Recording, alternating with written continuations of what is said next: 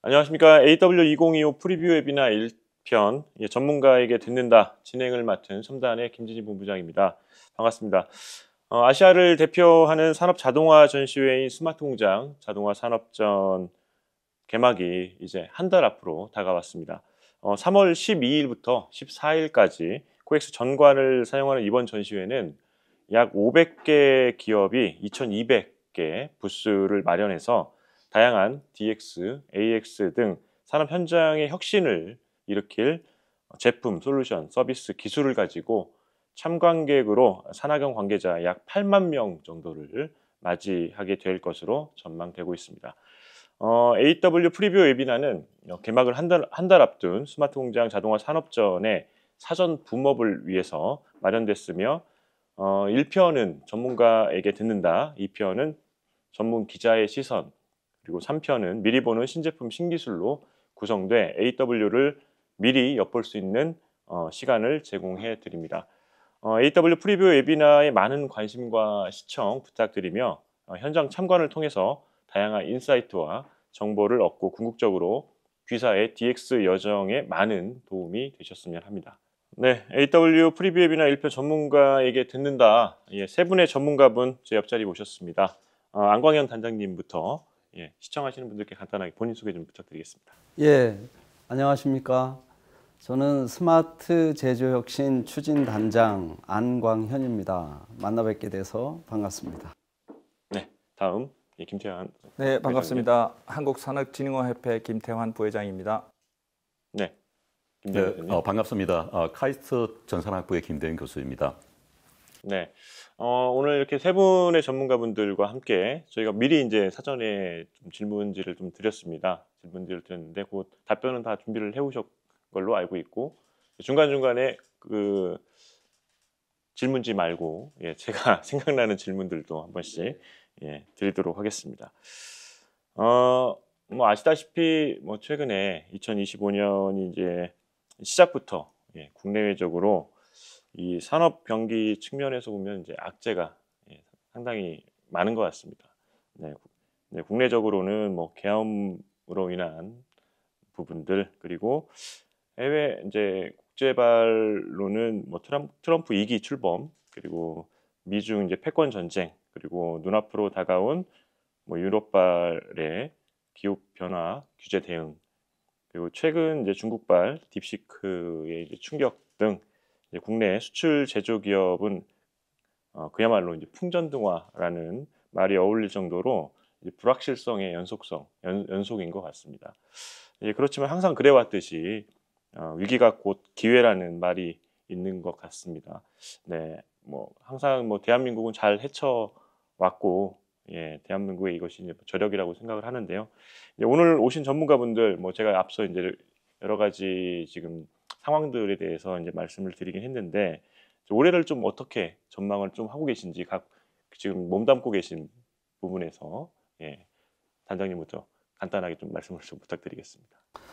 네, 산업 전반에 대해서 제가 뭐 어떤 얘기를 할 수 있는 그런 수준은 아니니까 제가 일을 하고 있는 중소제조업의 그 스마트 제조 혁신, 그러니까 스마트 공장과 관련된 그런 분위기가 어떤지 뭐 이 부분에 대해서 간단히 좀 말씀을 드리겠습니다. 일단 중소제조업이 한국 경제에 차지하는 그 비중 따져보면 거의 30%에 육박합니다. 그래서 제조업이 갖고 있는 그 뭐라 그럴까 중요성 뭐 이런 것들은 뭐 제가 말로 표현하지 않아도 매우 중요할 것이다 이렇게 생각을 하고 그것이 이제 국가적으로도 그래서 상당히 관심을 갖고 제조업의 경쟁력을 키우는데 힘을 모아야지 될 때다 이런 생각을 하고 있습니다. 그런데 지금 사실 대외적인 여건, 이제 고물가, 고환율, 그리고 고금리 이게 3고거든요. 이게 이런 어떤 경제 위기 를 해칭할 수 있는 능력이 부족한 중소제조업들에게는 굉장히 어려운 그런 충격으로 다가오는 이제 그런 상황입니다.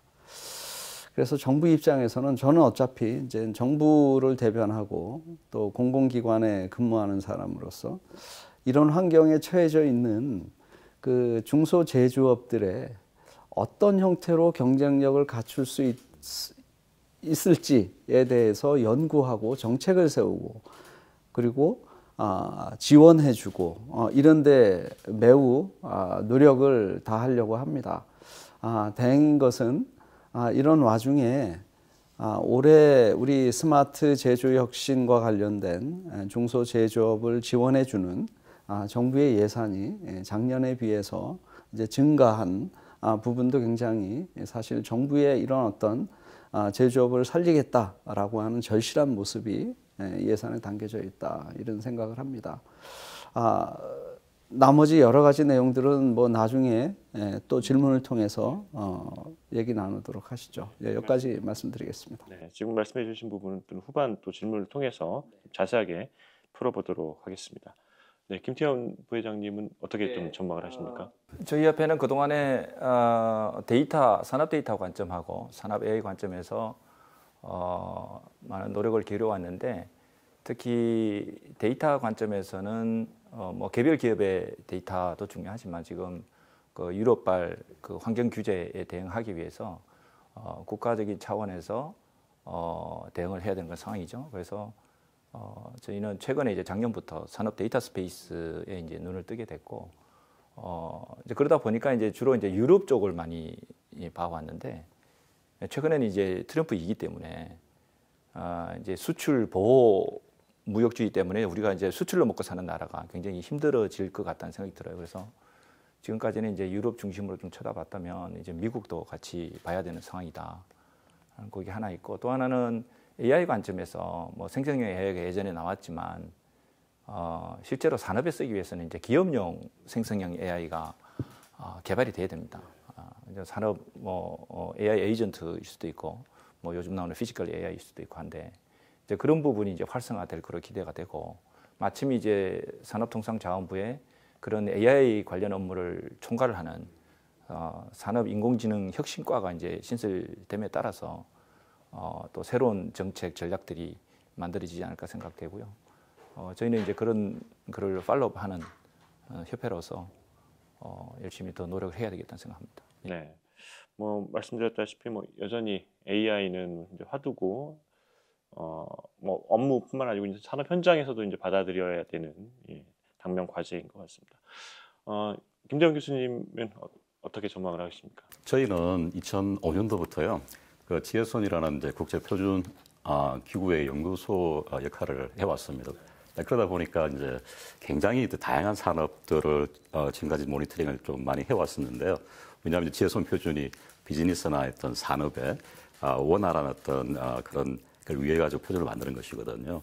근데 최근에 보면 굉장히 좀 많이 변화가 있습니다. 왜냐하면은 물론 이제 지혜손의 표준에서 많이 쓰는 뭐 바코드나 이런 것들이 거의 맨더트리거든요. 그렇지만은 디지털 전환에 관련된 표준들은 사실은 발런티어 베이스로 해왔습니다. 그렇지만 최근에 이제 뭐 공급망의 재편이라든지 보다 유연한 어떤 그런 표준이 또 필요하게 되는 것도 있고 또 이유만 하더라도 뭐 기후 대응이라든지 탄소 중립 때문에 한 1조 유로를 투입을 하게 되거든요. 그게 꼭 기후 대응뿐만 아니라 어떻게 보면은 무역 장벽을 높이는 그런 부분이 또 해당이 될 수 있습니다. 그래서 보게 되면 이제 기업들이 앞으로 우리는 이제 수출하고 주로 먹고 사는 그런 이제 그 국가인데 수출의 이런 규정이라든지 규제, 법 이런 장벽들이 굉장히 많이 놓오고 보다 더 유연한 어떤 디지털 전환, 국제 표준 이런 부분들 우리 산업이 준비해야 되지 않을까 많이 생각을 하고 있습니다.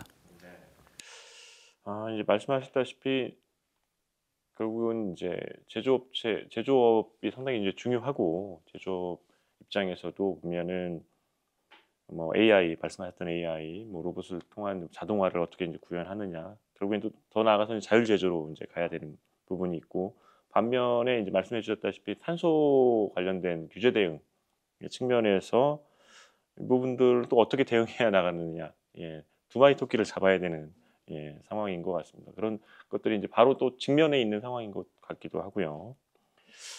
네, 저희가 이제 세 분께 이제 공통 질문을 좀 드릴 텐데, 어쨌든 저희가 AW 프리뷰 웨비나다 보니까 AW가 스마트 공장 자동화 산업전입니다. 그러니까 이 제조업 쪽에 이제 디지털 전환에 이제 초점이 맞춰져 있는데 아시다시피 이제 디지털 전환은 이제 제조업에서 혁신적인 변화를 이끄는 핵심 동력으로 자리 잡고 있습니다. 특히 뭐 AI, IoT, 빅데이터 등 디지털 기술의 발전이 공정 최적화나 품질 향상, 그 비용 절감에 기여를 하고 있는 건 뭐 다 아실 거고요. 글로벌 디지털 전환의 성공 사례와 비교했을 때 여전히 이제 국내 제조업이 직면한 주요 장애물들이 있을 거예요. 예, 그 부분들은 뭐 현장에 이제 다양한 목소리를 통해서 이제 듣고 계실 텐데 이런 장애물들에는 좀 어떤 것들이 있는지 좀 궁금하고 또 이를 극복하기 위해서 가장 우선적으로 좀 해결해야 될 과제는 무엇인지 좀 말씀을 부탁드리겠습니다. 단장님부터. 예. 그 장애물이 사실 중소 제조업 입장에서 봤을 때는 굉장히 많습니다. 이건 뭐 제가 따로 이렇게 열거하지 않아도 이미 이 시청하고 계시는 우리 중소기업 대표님들 뭐 다 알고 계시는 그런 내용이다 이런 생각을 합니다. 대표적으로 좀 말씀을 드리자면 디지털 전환의 대기업과 중소기업 간의 격차, 이거는 지금 대기업 같은 경우는 사실 할 수 있는 능력 또는 역량 뭐 여러 가지 면에서 다 갖춰져 있다 이렇게 보는 거고요. 또 내부적으로 그 IT 관련된 그 인하우스 컴퍼니들이 다 있어서 굉장히 잘 대응을 하고 있다 이렇게 생각을 합니다. 근데 중소기업 같은 경우는 사실 인력이 없어요.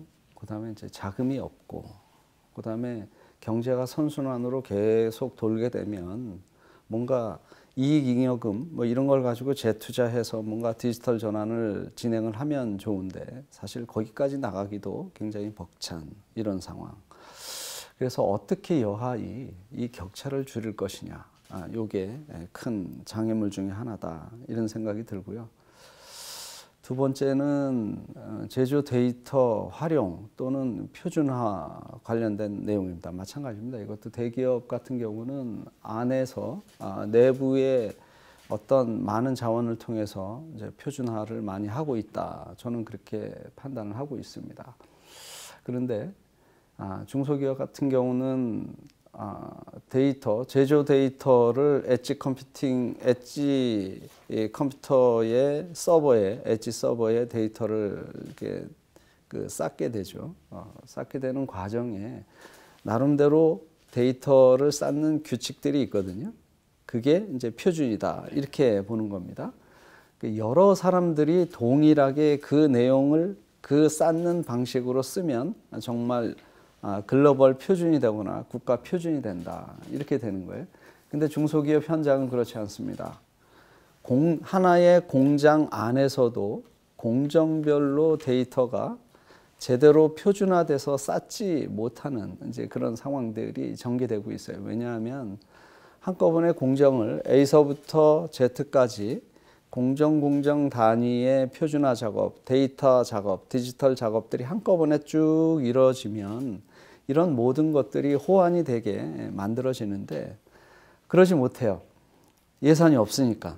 그래서 첫 번째 공정 하나 하고 그럼 그 공정을 할 때 ICT 회사들, 그러니까 저희는 기술 공급 기업이라고 얘기를 하는데 그 기업들이 들어와서 이제 도움을 준단 말이에요. 그러면 그 기업이 갖고 있는 데이터 쌓는 방식으로 A 공정은 솔루션이 만들어집니다. 그 다음에 1년 또는 2년, 심지어는 5년 뒤에 B 공정 들어가잖아요. 그 회사를 다시 찾아서 진행하려고 하면 뭐 계속 가는 회사도 있지만 많은 회사들이 다시 이제 회사를 접고 그래서 다른 ICT 회사를 찾아서 다시 해야지 되는 그런 상황들도 발생이 되는 거죠. 사실 이런 현실적인 문제들이 지금 장애물로 들어와 있고 그럼에도 불구하고 이 표준화와 관련된 문제는 저희가 5년 이상 독일과 정부 대 정부로 같이 MOU도 맺고 지금까지 이제 끌고 오고 있습니다. 마찬가지로 더불어서 그 뒤에 이제 산업부뿐만 아니라 과기부도 같이 지금 동반으로 하고 있고 굉장히 고무적인 그런 과정이다. 저는 그렇게 생각을 합니다. 또 하나 또 좀 말씀을 드리면 그 사람이에요. 인재 양성. 그 디지털 전환이 필요하면 거기에 IT 인원들도 중소기업에 가서 종사도 하고 지속적으로 내 공장의 디지털 전환을 어떻게 할 건지 내부적으로 뭔가 좀 만들어내야지 되거든요. 이게 실질적인 디지털 전환입니다. 어떻게 남이 해줘요? 안에서 해야지 되는 게 맞는 건데 그럼 IT 인원이 그 안에 들어가서 공정에 일테면은 생산 아주 도메인 지식을 갖고 있는 전문가들과 같이 얘기하면서 만들어갈 수 있는 그런 인력을 뽑지를 못하는 게 문제입니다. 왜 못 뽑나? 보시면 경기도권도 사실 저쪽 안산이나 이제 서해안, 인천 이쪽에 공장이 포진돼 있잖아요. 남동우변도 그렇고. 그리고 충북, 그다음에 경남, 대구, 전남 주로 이제 공장이 중소 제조업 공장이 위치하고 있는 지역은 이제 지방, 소위 지방이다. 이렇게 돼 있는 거예요. 이것이 직장을 찾는 사람들에게는 크게 매력적으로 다가오지 않는 거죠. 이것도 국가가 해결해야 될 부분이고 중소기업이 디지털 전환에 갖고 있는 장애물 중에 하나다. 이런 생각을 하고 있습니다. 그래서 정부와 저희 추진단은 이런 중소 중견 제조기업의 디지털 전환을 위해서 제가 인사말 때도 잠깐 말씀을 드렸지만 자금과 관련된 지원, 인력의 양성과 지원, 그다음에 장비들을 또 어떻게 지원할 것이냐 이런 부분을 꾸준히 길게는 10년 동안 저희가 이 스마트 공장 사업을 진행을 해왔습니다. 그래서 이 부분에 대해서 뭔가 역점을 두고 달려갈 예정이고요. 많은 우리 중소제조업 우리 대표님들의 애로사항들, 디지털 전환으로 대한 애로사항들 그런 것들 저희한테 자주 좀 알려주시고요. 저희가 그것을 정책으로 반영하고 지원해 줄 수 있도록 노력을 다하겠습니다. 네. 그 스마트 제조혁신 추진단의 전신이 어쨌든 스마트 공장 추진단이었고 지금 10년 이상을 어쨌든 지금 진행되고 있기 때문에 그 현장의 애로사항이나 이런 것들은 많이 이제 그죠 많이 듣고 그런 것들을 하나씩 이제 정책적으로 이제 해결해 나가는 단계에 있는 것 같습니다. 있는 것 같고 말씀 이제 하셨다시피 여러 가지 아직도 그럼에도 불구하고 이제 진행해야 할 때를 풀어야 될 숙제들에 대해서 이제 말씀을 해주셨고 그렇기 때문에 추진단의 역할이 더 중요하지 않나 이렇게 보여집니다. 김태환 부회장님은 어떻게 보세요? 그러니까 아까 제가 질문 드렸던 국내 제조업이 직면한 주 장애물 그리고 어떤 부분을 가장 우선적으로 좀 해결해야 된다고 보십니까? 좀 전에 이제 안단장님께서 자금, 인력, 기술, 특히 데이터를 짚어주셨고요. 저희가 스마트 공장을 지금 도입한 게 한 10년쯤 됐잖아요. 근데 이게 참 지금도 어렵습니다. 특히 또 디지털 전환 이렇게 되니까 더 범위 더 커진 것 같고 어려운데 이게 왜 어려운가 하면 이제 새로운 IT 기술, 따끈따끈한 IT 기술을 융합적으로 적용을 해야 되는 거거든요. 그리고 이제 그게 이제 데이터 기반이 돼야 되고 이렇게 융합적이고 복잡하다 보니까 사실 대기업도 접근하기 쉽지가 않아요. 부분적으로는 성과를 낼 수 있겠으나 예를 들면 엔터프라이즈 레벨에서 성과를 나는 것은 정말 요원한 일이고요. 근데 그리고 또 좀 약간 해외랑 비교를 하면 그 스마트 공장이 시작된 독일 같은 경우는 중소기업도 같이 하긴 했습니다만은 대기업이 많이 리딩을 하고 있어요. 대기업도 쉽지 않은데 대기업이 리딩하는데 반해서 저희는 대기업은 좀 빠져 있지 않나. 물론 자체적으로는 하고 있을 텐데 국가를 위해서 산업을 위해서 이제 전면에 나서야 되는데 그런 부분이 좀 약하다 보니까 이게 사실 저희가 좀 진행하다 보면 중견기업도 쉽지가 않아요. 중견기업도 똑같은 문제가 있습니다. 인력 없고요. IT 인력, 혁신 인력 없고 기술도 역량이 부족하고 또 자금도 없으니 투자도 못하고 그런 상황이고요. 그래서 저는 이제 잘 짚어주셨는데 저희가 한 10년 동안 뭐 이 스마트 제조, 뭐 디지털 전환 인지는 하고 있는데 이걸 해야 되겠다고 인식은 아직은 부족하다라는 생각이 들어요. 그래서 일단 인식부터 해야 되지 않겠어요. 그래서 디지털 기술이 필요하네, 이러면 효과가 있겠네라는 그런 거. 특히 이제 경영진의 입장에서는 내가 투자한 대비 얼마만큼 내가 회수할 수 있을까, 언제 회수할 수 있을까 하는 그런 것들이 굉장히 중요한 포인트죠. 사실 경영진에서 돈만 벌 수 있다 그러면 얼마든지 투자를 할 겁니다. 그런 부분이 어려운 거고, 또 하나는 그 현장 입장에서는 이게 투명화가 돼요. 스마트 제조 디지털 전환을 하면 투명화에 대한 저항이 굉장히 심했어요. 제 경험에 보면. 그리고 또 이제 고용에 관한 또 일자리가 없어지지 않을까, 뭐 이런 거에 대한 어떤 불안감, 이런 것들이 이제 작용하다 보니까 뭐 여러 가지로 지금도 뭐 해야 되겠다는 인식은 경영진이나 현장에서도 부족하지 않나 싶고요. 이제 그런 거를 좀 해결하기 위해서는 끊임없이 교육하고 벤치마킹하고 해야 됩니다. 그리고 왜냐하면 디지털 기술도 계속해서 업그레이드가 되고 있기 때문에 또 그런 성공 사례들을 가져오고 그런 노력이 필요하지 않나 그렇게 생각합니다.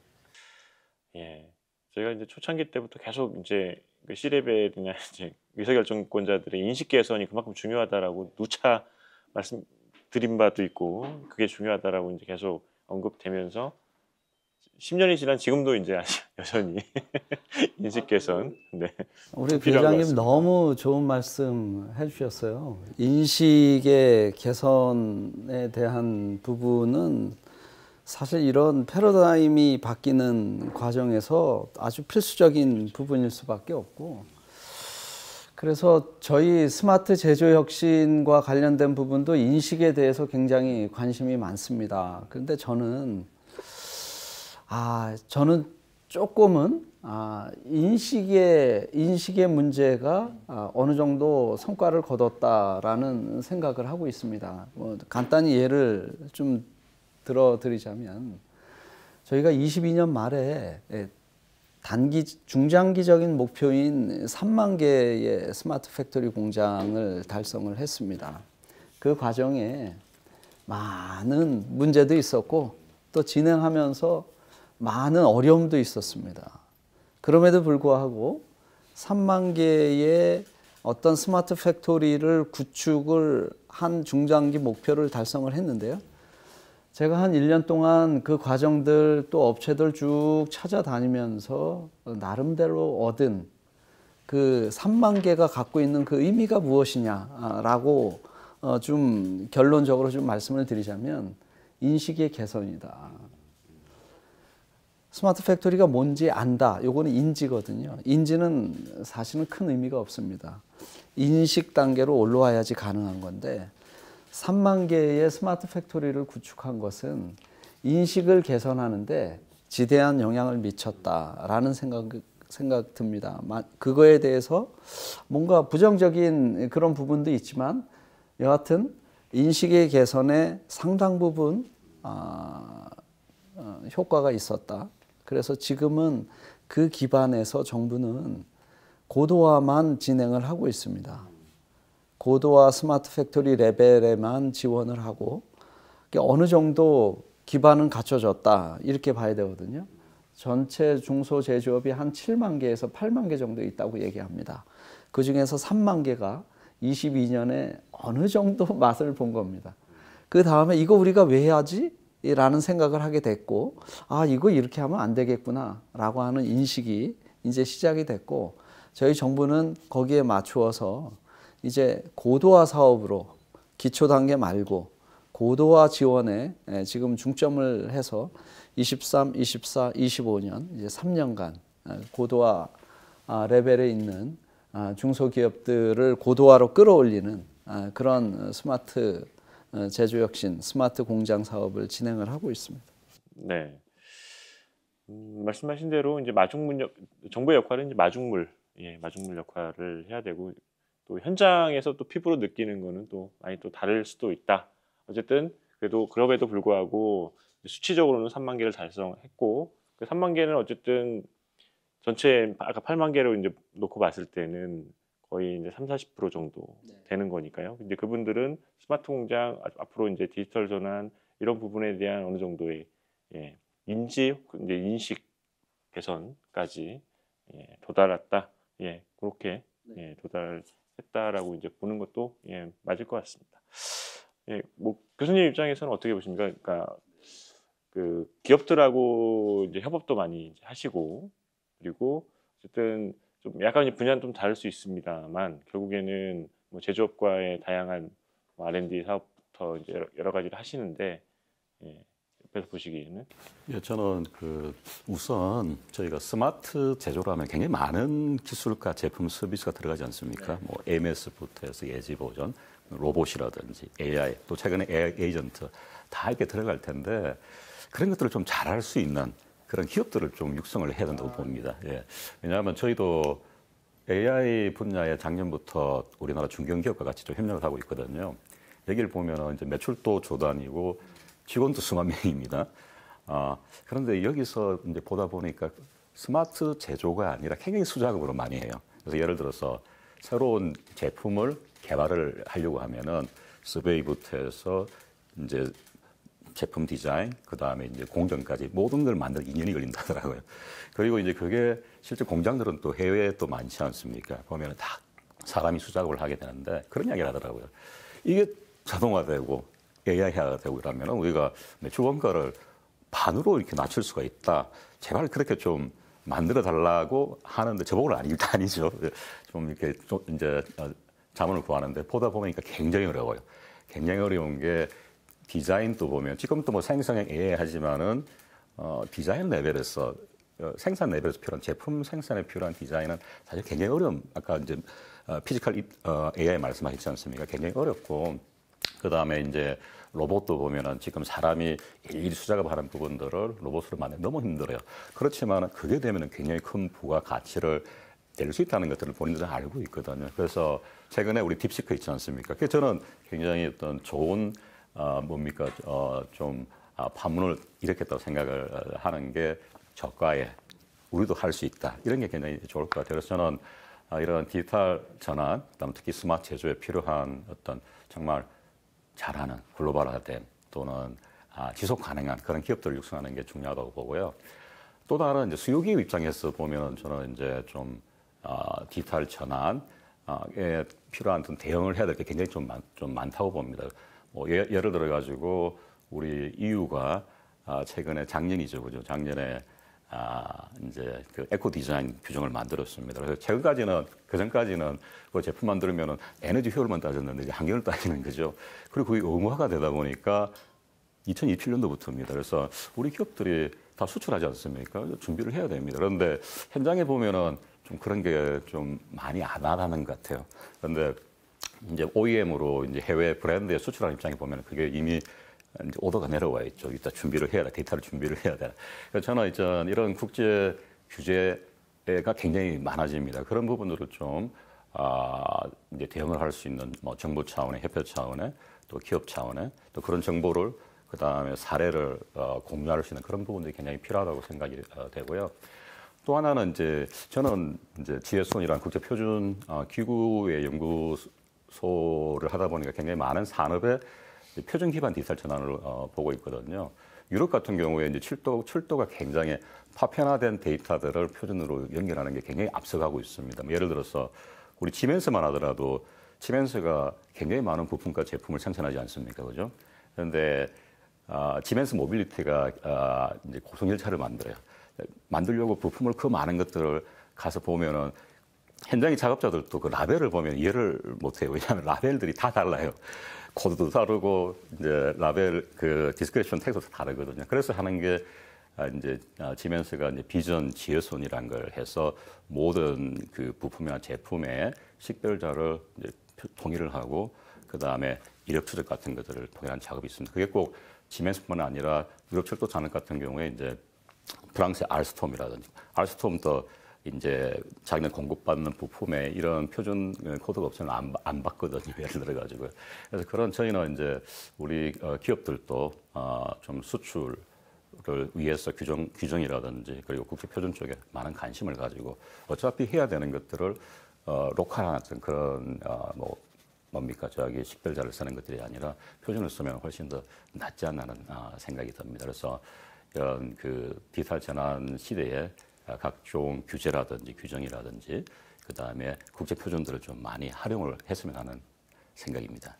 네, 어쨌든 상당히 힘든 숙제입니다. 숙제고 과제고 뭐 말로 풀어내기는 상당히 쉬운데 또 현장에서는 와닿지 않는 부분도 있는 것 같고 하자니 여러 가지로 이제 뭐 대응할 수 있는 여력이 이제 부족한 부분들 결국에는 그 중소 기업들이 이제 더 문제인 거죠. 계속 이제 이런 얘기를 하고 있지만 끌고 가려고 하고 있지만 대응할 수 있는 여력이 부족하다. 뭐 아까 말씀하셨다시피 인프라 그리고 비용적인 부분들 여러 가지 문제점을 갖고 있는데 어쨌든 뭐 김태환 부회장님께서 이 부분을 좀 말씀해 주시면 좋을 것 같은데 중소기업이 이제 여전히 이제 이렇게 이런 문제들 이슈들이 있다고 이제 아까 말씀해 주셨고 했는데 이런 뭐 격차를 해소하기 위해서 정책적인 지원 혹은 어떤 효과적인 협력 모델이 있다면 어떤 것들을 좀 제안을 좀 하고 싶으신가요? 네, 뭐 제조업 전체가 사실 어렵죠. 스마트 제조 아까 말씀드린 또 디지털 전환 뭐 이런 건 굉장히 어려운데 특히 이제 중소기업은 아까 이제 그런 여러 가지 장애 요소가 있어서 더 접근하기가 지금 어렵습니다.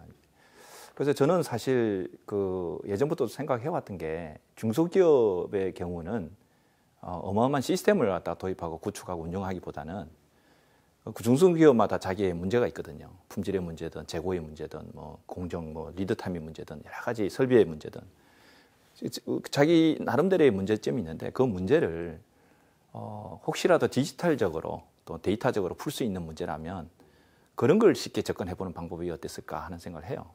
그래서 사실은 저는 IoT를 적용을 해서 데이터를 수집을 하고 실시간 모니터링하고 또 그걸 통해서 문제를 풀고 또 그게 쌓이면 나중에는 이제 분석도 해보고 또 자동화한다 그러면 AI 모델까지 개발해보는 그런 단계를 밟아가는 그런 식으로 진행을 했었으면 어땠을까 하는 생각이 들어요. 그러면 이제 맛을 보는 거죠. 디지털이 뭐고 데이터가 뭐고 그럴 거라는 생각이 좀 들고요. 또 하나는 이제 뭐 이런 거는 사실 큰 비용은 안 들 것 같아요. 이런 IoT 자기 문제를 풀기 위해서 IoT를 적용해가지고 데이터로 문제를 푼다 그러면 뭐 3개월에서 길어야 6개월 또 뭐 금액도 제가 볼 때는 뭐 한 수천만 원에서 많아도 뭐 제가 볼 때는 뭐 한 5천만 원 정도가 되지 않을까 싶어요. 왜냐하면 센서 사고 뭐 데이터 게더링 하는 정도 사고 하면 되니까요. 그런 식으로 어떤 정부에서 정책을 지원했으면 쉽게 접근하고 하지 않을까 생각하고요. 또 하나는 그렇다 하더라도 나중에는 이제 그 시스템이나 뭐 애플리케이션이 필요하거든요. 이제 그런 부분을 지금까지는 우리가 전통적으로 보면 이제 모놀리식하게 그 온프레미스로 이제 개발을 해가지고 갖고 있잖아요. 그거는 확산에 큰 장애죠. 왜냐하면 개별마다 다 틀리니까. 그래서 이제 저희가 사스라고 해서 사스 애플리케이션을 이제 제조용으로 이제 만들어야 되는데 그거 쉽지가 않습니다. 왜냐하면 제조는 프로세스로 연결돼 있고 그 프로세스마다 필요한 기능들이 다 또 제각각 틀려요. 그리고 또 이게 클라우드로 가야 될 부분도 있지만 또 엣지에 있어야 될 부분도 있고 그런 여러 가지들이 이제 정의가 되고 이제 사실은 사스로 개발이 돼야 되는데 사스의 사실 정의는 우리가 모놀리식한 그런 솔루션을 갖다가 클라우드에 올렸다고 해서 사스가 되는 게 아니에요. 사스의 정의는 모든 사람에게 딱 그 하나의 인스턴스로 제공이 될 수 있어야 됩니다. 쪼개져서. 그 다음에 한두 명이 아니라 수십만 명이 붙어도 사용이 가능해야 되고 사용 중에도 얼마든지 업그레이드가 가능한 그게 사스거든요. 근데 그게 이제 우리가 핸드폰에 있는 그런 사스는 사실 B2C 사스이기 때문에 되게 쉬워요. 상대적으로. 그다음에 산업은 아까 말씀드린 대로 프로세스로 연결이 돼 있고 그마다 제각각의 기능을 갖고 있기 때문에 근데 굉장히 어렵지만 이거를 잘 분해를 해서 되는 것부터 하나씩 그 우리 레고 블록 쌓듯이 쌓았다면 지금쯤이면 중소기업이 자기가 필요한 앱을 다운로드 받아서 사용할 수 있지 않을까 하는 게 제 이제 일종의 뇌피셜입니다. 왜냐하면 중소기업은 기본적으로 IT 시스템 구축 운영할 수가 없어요. 인력도 없고 그 방법밖에 없다는 거죠. 그러면 최소한도 정말 중소기업에 필요한 뭐 예를 들면 품질이나 재고에 관한 사스만이라도 어떻게 개발했으면 좋았지 않을까 생각되고요.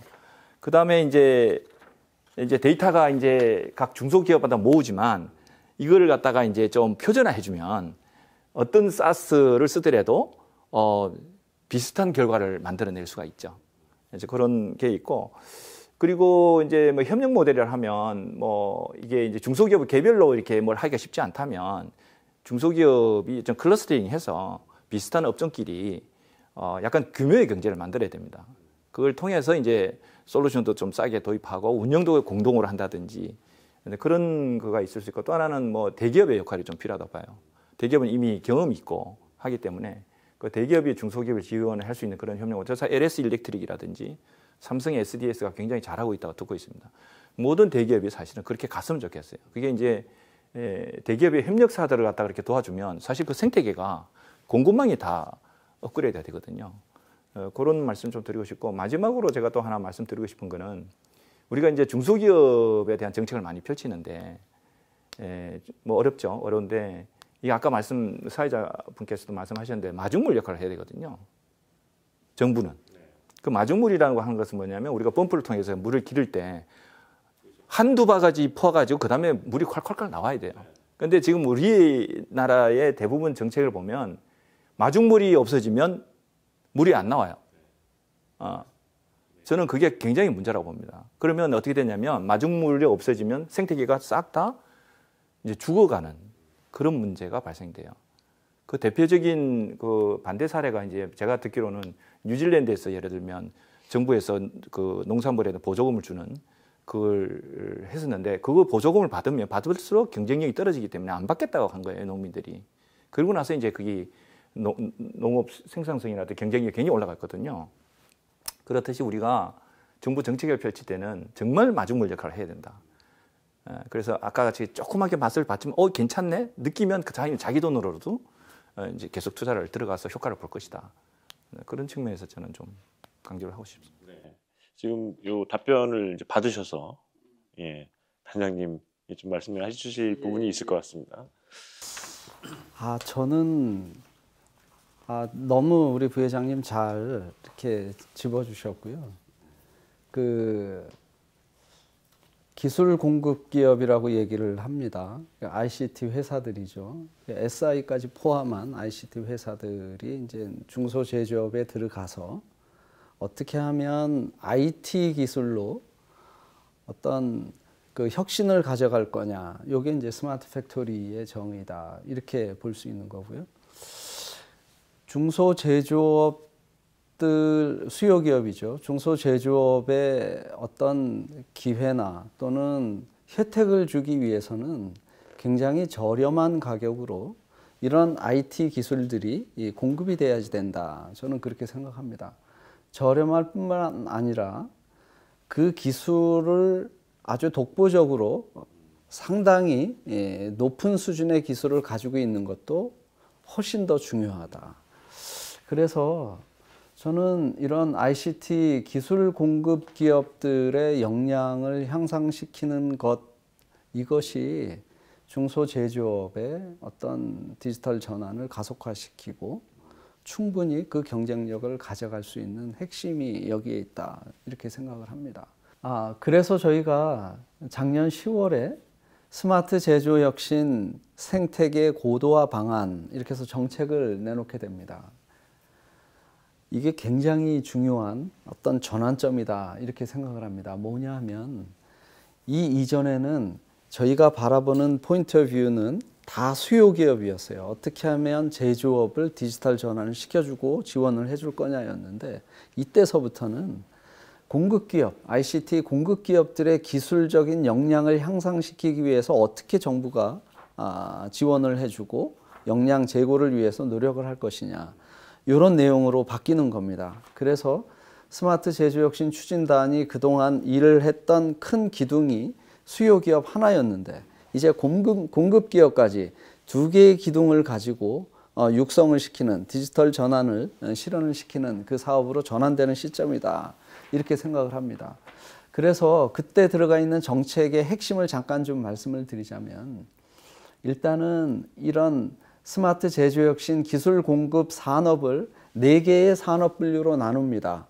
기존에 가지고 있던 그런 어떤 산업들을 체계화시키고 국가 통계자료나 국가 분류산업에 등재를 다 시켜놨습니다. 그리고 각각의 산업별로 어떤 내용들을 구체적으로 찝어서 전략산업으로 지정할 것이냐, 지원해 줄 것이냐로 해서 7대 전략산업을 구성을 했습니다. 7대 전략산업의 예를 들면 머신 비전 이런 겁니다. 그 다음에 생산관리 시스템 이런 것들을 전체적으로 7개 전략산업을 지정을 해주고 각각 전략산업에 대해서 27년까지 어떻게 지원할 것인지 그 내용들을 다 깨알같이 정리를 해서 공포를 했던 언론에도 좀 알려주고 그렇게 했던 내용들이 거기에 있습니다. 그렇게 해서 이렇게 할 겁니다. 구체적으로 공급기업이라고 얘기를 하잖아요. ICT 회사들. 공급기업의 역량을 평가를 해서 역량 우수한 기업들을 전문 기업 타이틀을 주게 됩니다. 그러면 이 전문 기업들이 우리 스마트 제조혁신에서 진행하는 스마트 제조혁신 사업에 참여할 수 있어요. 전문 기업들만 참여할 수 있는 겁니다. 그러니까 스스로 어떤 본인들의 역량들을 높이기 위해서 제시된 가이드라인을 맞추기 위해서 최선의 노력을 다할 것이다. 그리고 그것을 위해서 정부가 지원을 해주겠다라는 내용이고요. 그것은 바로 수요 기업에게 그대로 혜택이 전달이 될 것이다. 이렇게 판단을 합니다. 그래서 공급기업의 어떤 역량 향상을 위해서 정책을 세우고 가져가는 그런 사업이 제일 첫 번째로 말씀드릴 수가 있습니다.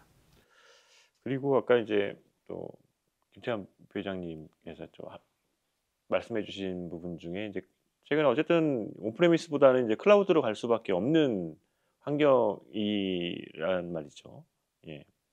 그렇다면 중소기업 역시도 이제 뭐 인력이며 뭐 다 부족한 상황에서 제대로 사용할 수 있는 그런 사스 서비스들, 아까 이제 말씀하셨던 품질 관리나 어떤 쪽에서 활용할 수 있는 그런 사스 서비스 모델은 상당히 좋은 생각이라고 이제 저도 보여지는데, 이 부분에 대해서는 정부도 이제 클라우드 기반의 이런 형식의 플랫폼을 기반으로 서비스를 올리는 이런 것들도 이제 기획을 하고 추진하고 있지 않나요? 그 종합솔루션 이 사업을 저희가 3년째 지금 하고 있습니다. 종합솔루션이 뭐냐면 MES서부터 APS, 그 다음에 심지어는 ERP까지 전체 솔루션들을 7, 8개들을 레거시 솔루션들이죠. 그런 것들을 어떻게 하면 저렴하게 우리 중소제조업들이 바로 내려받아서 사용할 수 있게 할 것인가 해서 이제 만들어진 사업입니다. 그게 이제 종합솔루션이고요. 이 사업들은 지속적으로 확장이 되고 있고 올해도 그렇게 확장이 되고 있습니다. 첫 번째 우리가 종합솔루션 사업으로 한 것은 그린 대응을 위해서, 환경 대응을 위해서 중소기업들이 다양한 내용들을 이해하고 가져가야지 되는데, 솔루션 가지고 정리를 해야지 되는데 그걸 어떻게 할지 몰라서 종합솔루션으로 그걸 대체하는 사업을 하나 했고요. 작년 같은 경우는 그냥 레거시 솔루션을 어떻게 저렴하게 제공해 줄 거냐. 지금 워킹되고 있습니다. 판매되고 있습니다. 저렴한 가격으로 공급을 하게 되고요. 왜냐하면 정부가 지원을 하고 지분을 갖고 있기 때문에 그걸 가지고 있는 오너, 솔루션 플랫폼을 운영하는 운영자는 가격을 원하는 대로 올릴 수 없는 그런 상황이기 때문에 이제 그런 것이죠. 이게 그래요. 저희가 사스를 그 스마트 공장 사업에 사스도 있어요. 그 엣지 온프레미스로 엣지 서버에 데이터를 담는, 그다음에 솔루션도 각각 온프레미스로 장착하는 이런 것들이 기본이에요. 한 70%는 이렇게 갑니다. 그런데 한 30%는 아직도 사스를 원해서 사스를 통해서 솔루션들이 개발되고 솔루션들이 제공되는 그런 사업들이 지금도 워킹이 되고 있고, 이게 한 2년 정도서부터 진행을 하고 있었어요. 그렇게 하다 보니까 사스는 처음에 진입 비용은 싸잖아요. 그런데 계속 가야지 되는 거고 정부의 지원이 그러면은 바우처나 뭐 이런 걸 통해서 이렇게 지원이 되는 그런 형식으로 돼야지 되거든요. 요 사이에 그 정부의 관리의 포인트가 굉장히 길어집니다. 이게 마중물 말씀하셨는데 이게 스스로 그 산업들이 계속 성장하고 사스 산업이 성장하고 발전해 가면 좋을 텐데 이게 바우처 사업으로 가기 시작을 하면 바우처 사업이 사실 한 3년, 4년 지나면 이제 끊어지고 좀 있다가 다시 한번 하고 뭐 이런 형식으로 진행이 되거든요. 그렇게 되면 중간에 또 분절이 되기도 하고 좀 애매한 그런 경우도 있습니다. 그럼에도 불구하고 그 플랫폼 기반의 그 솔루션 제공은 중소제조업의 디지털 전환을 가속화시키는 핵심 방편인 거는 분명합니다. 그래서 그 방법을 어떻게 찾아가야 될지 저희가 지속적으로 연구를 하고 있습니다. 네.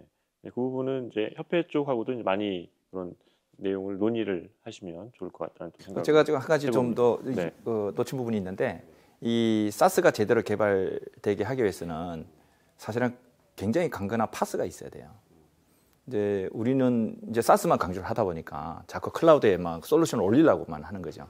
근데 파스가 강건해지려 그러면 사실은 우리나라에 파스가 가능한 기업들이 대기업들이 한 너댓 군데가 있거든요. 근데 그게 이제 또 경쟁력이 있는 또 파스는 했을 때는 약간 아닐 수도 있어요. 그래서 막 국가 정책적으로는 이제 중소기업을 위한 사스를 하기 위해서는 파스를 국가에서 이렇게 경쟁력 있게 만드는 정책도 필요하다. 그 말씀 꼭 드리고 싶네요. 네, 파스. 네, 파스 뭐 너무 시청하시는 중요한 분들 거예요. 이제 네. 모를 수도 있으니까 플랫폼 매니저 서비스를 말씀하시는 거예요. 그렇죠. 네. 그 위해서 플랫폼을 사스가 말씀하시는 개발이 돼야지 아까 그렇죠. 말씀처럼 이제 진정한 사스가 이제 구동이 될 수 있습니다. 네, 정확한 말씀입니다. 한국에는 뭐 네이버 뭐 말씀드려도 되잖아요. 네, 네. 네. 네이버가 뭐 1년에 거의 1,000억 이상 이렇게 투자하는 거로 제가 얘기를 들었고 여하튼 중소제조업도 네이버와 같은 파스 거기 밑에 크라우드 그리고 솔루션 이렇게 연결되는 하나의 아키텍처거든요, 그게. 그래서 저희도 네이버랑 같이 협력을 해서 중소기업의 파스까지 일관된 서비스가 가능할 수 있도록 이런 것들을 지금 협의하고 있습니다. 네, 알겠습니다. 어쨌든 뭐 디지털 전환이 되면 결국에는 뭐 여러 가지로 뭐 디지털 기술도 알아야 되고 뭐 변화의 트렌드라든가 이런 것들 뭐 교육 훈련도 뭐 상당히 중요해집니다. 여기 뭐 인원이 없지만 그럼에도 불구하고 우리가 뭐가 필요한지부터 해서 디지털 기술을 어떤 디지털 기술이 뭐 맞는지 뭐 다양한 그 정보들도 이제 필요한데 인력적인 부분들입니다. 항상 이제 이 부분들도 이슈죠. 예. 스마트 공장 그 추진단부터 해서 뭐 추진단이 발족이 돼서 스마트 공장이 이슈가 되면서 스마트 공장 관련된 뭐 양성 교육, 인력 양성 교육부터 해서 뭐 다양한 교육들이 이제 진행이 되어 왔는데 이 지금 현재까지 뭐 진행되어 왔던 뭐 교육들이 뭐 일부는 뭐 제대로 잘 진행된 부분도 있을 거고 뭐 물론 이제 그렇지 않은 부분도 충분히 있을 것 같습니다. 앞으로도 이제 계속해서 이제 이렇게 변화되는 환경에 적응하기 위해서는 내부 이제 인력들을 어떻게 양성하느냐가 상당히 중요한 부분입니다. 이 부분은 이제 김재현 교수님하고 이제 회장님께서 부회장님께서 좀 말씀해 주시면 좋을 것 같습니다. 그 기업들, 중소기업들을 위한 좀 나름의 좀 양질의 어떤 교육이라든가 그 인력 양성을 위한 어떤 현재의 정책에 좀 더 플러스되는 어떤 것들이 좀 필요하다고 좀 보시는지. 제가 먼저 할까요? 저희 회원사 중에 한 곳이 이제 자체 인력을 교육해서 효과를 본 사례가 있어요. 이제 거기는 뭐 조그만 부품을 생산한 제조업체인데 이제 본인들의 그 기업의 문제를 좀 해결하기 위해서 이제 여러 가지 IoT도 들여다보고 뭐 시스템도 구축하고 했는데 하다 보니까 이제 그게 쌓이고 노하우가 쌓여가지고 이제 하나의 솔루션 사업을 할 수 있게 된 거예요. 이게 마치 그게 이제 지멘스 방식이거든요. 지멘스가 사실 제조업체잖아요. 그런데 어느 날 그 PLM 솔루션을 사더니 그 다음부터는 이제 디지털 트윈으로 해서 이제 솔루션 기업으로도 이제 변모를 하고 있거든요. 근데 조그만 한 200억 정도 하는 제조업체인데 그런 식으로 이제 발전을 하고 있더라고요. 그래서 거기서 제가 힌트를 얻은 거는 재직자를 대상으로 제조 현장의 문제를 풀게 해야 되는 거예요. 근데 기존에 뭐 아날로그 방식으로도 문제 풀 수 있지만 이제 디지털적으로 접근하는 문제를 푸는 데 있어서 그 보면 이제 재직자들 중에서도 보면 이제 좀 똘똘하고 막 새로운 걸 하고 싶어하는 사람들이 있거든요. 이제 그런 친구들한테 뭐 맡겨보는 거지. 뭐 쉽게 뭐 IoT라든지 야 저기 뭐 설비에 뭔가 좀 신호를 좀 받아서 뭘 좀 개선해보자. 이런 식으로 접근을 하는 거예요. 이제 그렇게 하다 보니까 이제 그 기업에서는 이제 기본적으로 그 동안에 전체가 거의 다 아날로그 방식이었는데 업무가 이제 그걸 이제 디지털화하면서 이제 현장의 문제도 이제 그런 식으로 접근한 거예요. 그러다 보니까 업무 효율이 오르고 그러다 보니까 또 유효 인력이 또 생기는 거예요. 그러다 보니까 그 인력들을 다시 그런 식으로 투자하고 그러면 IoT 접근해가지고 문제를 푼 친구는 모르긴 해도 그 다음에 데이터 분석 쪽도 막 눈을 뜰 거라는 거지. 그리고 또 AI 모델도 개발할 수 있는 단계까지도 가고 또 그게 그 기업의 어떤 자산으로 쌓이면 그 자체가 사업 아이템이 되는 거예요. 그래서 한 5년 후 정도 되면 그 디지털 매출이 지금 제조 매출하고 비슷하게 가겠다고 하는 그런 목표를 갖고 있더라고요. 굉장히 저는 거기서 우리 제조 기업이 갈 솔루션을 찾았다라고 생각을 하고요.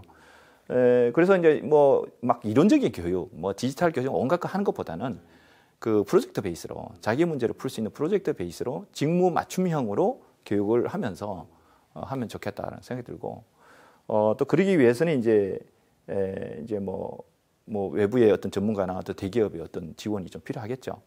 그리고 아무래도 이제 지금 요즘 그 디지털 적용하면서 새로운 일자리가 생길 거라고 다들 얘기하잖아요. 데이터 분석이라든지 뭐 AI 모델 개발이라든지 뭐 공정 최적화하는 뭐 데이터가 다 있으면 그런 새로운 어떤 일자리가 만들어질 거거든요. 그런 일자리에 대해서 이제 정의를 하고 어떤 사다리를 만들어서 또 그런 일자리를 통해서 직무 전환이 되면 또 정부에서도 인센티브를 준다든지 그런 걸 계속해서 선순환으로 돌리면 현재 제조기업에 있는 인력으로도 그 제조기업에 맞는 문제를 푸는 정도의 인력은 양성이 되지 않을까 그런 생각을 합니다. 네. 좋은 말씀 해주신 것 같습니다. 김대현 교수님은? 저도 우리 부회장님 의견에 전적으로 동감을 하고요. 저희도 이제 학교에 이제 신입생들이 이제 대학원이니까 들어오면은 뭘 알고 있냐 다 물어봐요. 리스트가 있거든요. 모르는 게 있으면은 인터넷 가서 저희가 링크를 알려줍니다. 공부하고 오라고. 사실은 이제 전반적인 워낙 배울 게 많습니다. AI, IoT가 워낙 많기 때문에 그런 것들을 뭐랄까 체계적으로 교육하는 그런 것도 굉장히 중요하고요. 또 하나는 제가 하고 있던 한 두 가지 사례를 좀 말씀을 드릴 텐데요. 저는 이제 기업이나 아니면 기업에 속한 직원들에게 우리 디지털 천안, AI라든지 이런 DNA를 좀 심어 놓을 수 있는 우리 회장님 말씀하셨죠. 그런 사례를 많이 발굴을 했으면 싶어요. 저희가 그 2년 동안 같이 한 기업이 로봇 기업입니다. 근데 이제 AI는 전혀 몰랐죠. 그래서 그 로봇 기업은 식품들을 로봇 암으로 피킹을 해가지고 이제 패키징하는 어떤 그런 기업이었는데 로봇은 굉장히 잘했는데 그 기업이랑 한 2년 동안 하면서 이제 AI, IoT 이런 것들이 들어갔습니다. 그래서 만든 게 이제 우리 뭐 지금 순환 경제니까 재활용 뭐 플라스틱을 픽업하는 AI 기술이 들어가게 되거든요. 그걸 하다 보니까 이제 그 기업에 속한 직원들이 다 바뀌어버렸어요. 어떻게 바뀌는가 하면은 하드웨어 기계 만드는 양반들은 여기 AI 디바이스가 들어가야 되고 그다음에 제어랑 또 AI 모델이랑 또 싱크를 맞춰야 되지 않습니까? 그런데 또 배워야 되는 거고요. 또 IT 하는 분들도 옛날에는 그냥 뭐 제어라든지 통신만을 했지만은 이제 AI 모델 학습하는 것, 그다음에 데이터 라벨링에서 데이터 셋 만드는 것, 그런 부분들이 자연스럽게 안 할 수가 없게 되거든요. 이런 개발자뿐 아니라 사실은 기획하시는 분들, 영업하시는 분들, 기획하고 영업해야 되는데 모르면 안 되지 않습니까? 그게 나중에는 생산, 유지, 보수하는. 그래서 사실은 전 직원이 이제 그런 디지털 천안, AI에 대한 DNA가 박혀버리게 되거든요. 그러다 보니까 이제 2년 새에 직원이 더블로 늘고 또 올해 또 거기에 더블로 는다고 하더라고요. 그래서 그런 사례들이 좀 많이 나오는 현장 하면서 하는 것들이거든요. 이제 거기서 제가 이제 하나의 모델은 사실은 지산학연의 어떤 좋은 모델 같아요. 지자체가 펀딩을 하고 그 다음에 이제 산업체랑 학교, 그 다음에 이제 연구소 이런 모델들을 좀 만드는 그런 게 하나가 좋을 것 같고요. 또 하나는 이제 디지털 제품 요건 관련된 협업 사례입니다. 이거 좀 다 다릅니다. 이거는 이제 여러 기업이 협력을 했습니다. 그래서 스마트 제조를 계속 수십 년 동안 해온 기업이 이제 스핀업을 하는 거죠. DPP 쪽으로. 이제 본인들의 어떤 저기 경험을 이제 활용을 하는 거고, 또 하나는 이런 TPP가 사실 산업이랑 연관이 됩니다. 이 섬유든 전자든 거기서 굉장히 수십 년 동안 네트워킹을 하고 제조하고 이제 그런 노하우 가진 기업, 그 다음에 RFID나 이런 게 또 필요하거든요. 그런 기업들 이런 세 가지의 기업이 합치다 보니까 자연스럽게 토탈 솔루션이 나오게 됩니다. 이게 그래서 저희가 작년에 이제 이태리의 명품 기업의 DPP를 표시를 하고 지금 시범 사업을 하고 있거든요. 그래서 어떤 그런 모델들, 그래서 그런 모델이 아마 많을 거예요. 그래서 그런 모델들을 잘 만들고 그다음에 사례를 해서 많이 전파를 하고 그다음에 이제 그 모든 스테이크홀더들이 야 이제 그렇게 하면은 뭐 되겠구나 그런 어떤 그걸 많이 심어줄 수 있는 DNA를 심어줄 수 있는 그런 사례를 많이 발굴하면 좋을 것 같다는 생각이 듭니다. 네, 좋은 말씀하신 것 같습니다. 어쨌든 인력 양성이 그냥 뭐 주입식 기존의 인원 채우기 위한 그런 교육보다는 실질적으로 이제 현장에 이제 문제를 해결할 수 있는 그런 교육으로 조금 더 이제 많이 바뀌어야 되지 않나 하는 말씀을 좀 주신 것 같습니다. 어쨌든 지금 저희가 뭐 디지털 전환 얘기를 하면서 결국에는 ESG도 빼놓을 수 없는 부분인데 ESG 경영이 이제 필수 요소로 이제 자리 잡았죠. 이제 국내에서도 마찬가지고 이제 해외로 수출하는 기업들도 마찬가지고. 그래서 이제 스마트 제조와 ESG 경영을 이렇게 통합적으로 추진하는 방법에 대한 이제 논의가 이제 활발해지고 있다고 하는데, 이거 제조업체들이 결국에는 디지털 전환을 통해서 또 ESG 목표도 달성을 해야 되는 이런 상황까지 이제 와 있습니다. 어떤 요소를 우선적으로 이제 고려를 해야 되고, 이를 뭐 지원하기 위해서는 뭐 정부의 역할도 그리고 협단체 역할도 상당히 중요할 걸로 보이는데 이 부분에 대해서는 뭐 안광희 선생님부터 좀 말씀을 좀 해주시죠. 올해부터인가요? 내년부터인가요? ESG 그동안 수출하는 기업들은 ESG 리포트를 레코멘데이션으로 내게 돼 있습니다. 이게 맨데토리가 살짝 아닌 듯하지만 그거 안 하면은 이제 비즈니스가 안 되니까 이제 맨데토리다. 이렇게 이제 봐야지 될 것 같고 강제 규정 비슷하게 가고 있고요. 그런데 그 앞에 한글로 세 글자가 또 붙어요. 내년부터는 뭐냐면 공급망, 공급망 ESG. 그냥 ESG하고 공급망 ESG하고는 하늘과 땅 차이입니다.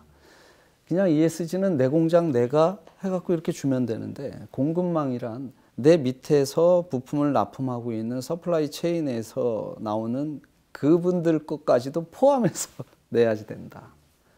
굉장히 어려운 문제입니다. 이게 트레이서빌리티, 뭔가 하나의 제품의 추적성을 계속 담보하는 그런 내용으로 리포트가 만들어져야지 되는 굉장히 어려운 환경에 들어가 있다.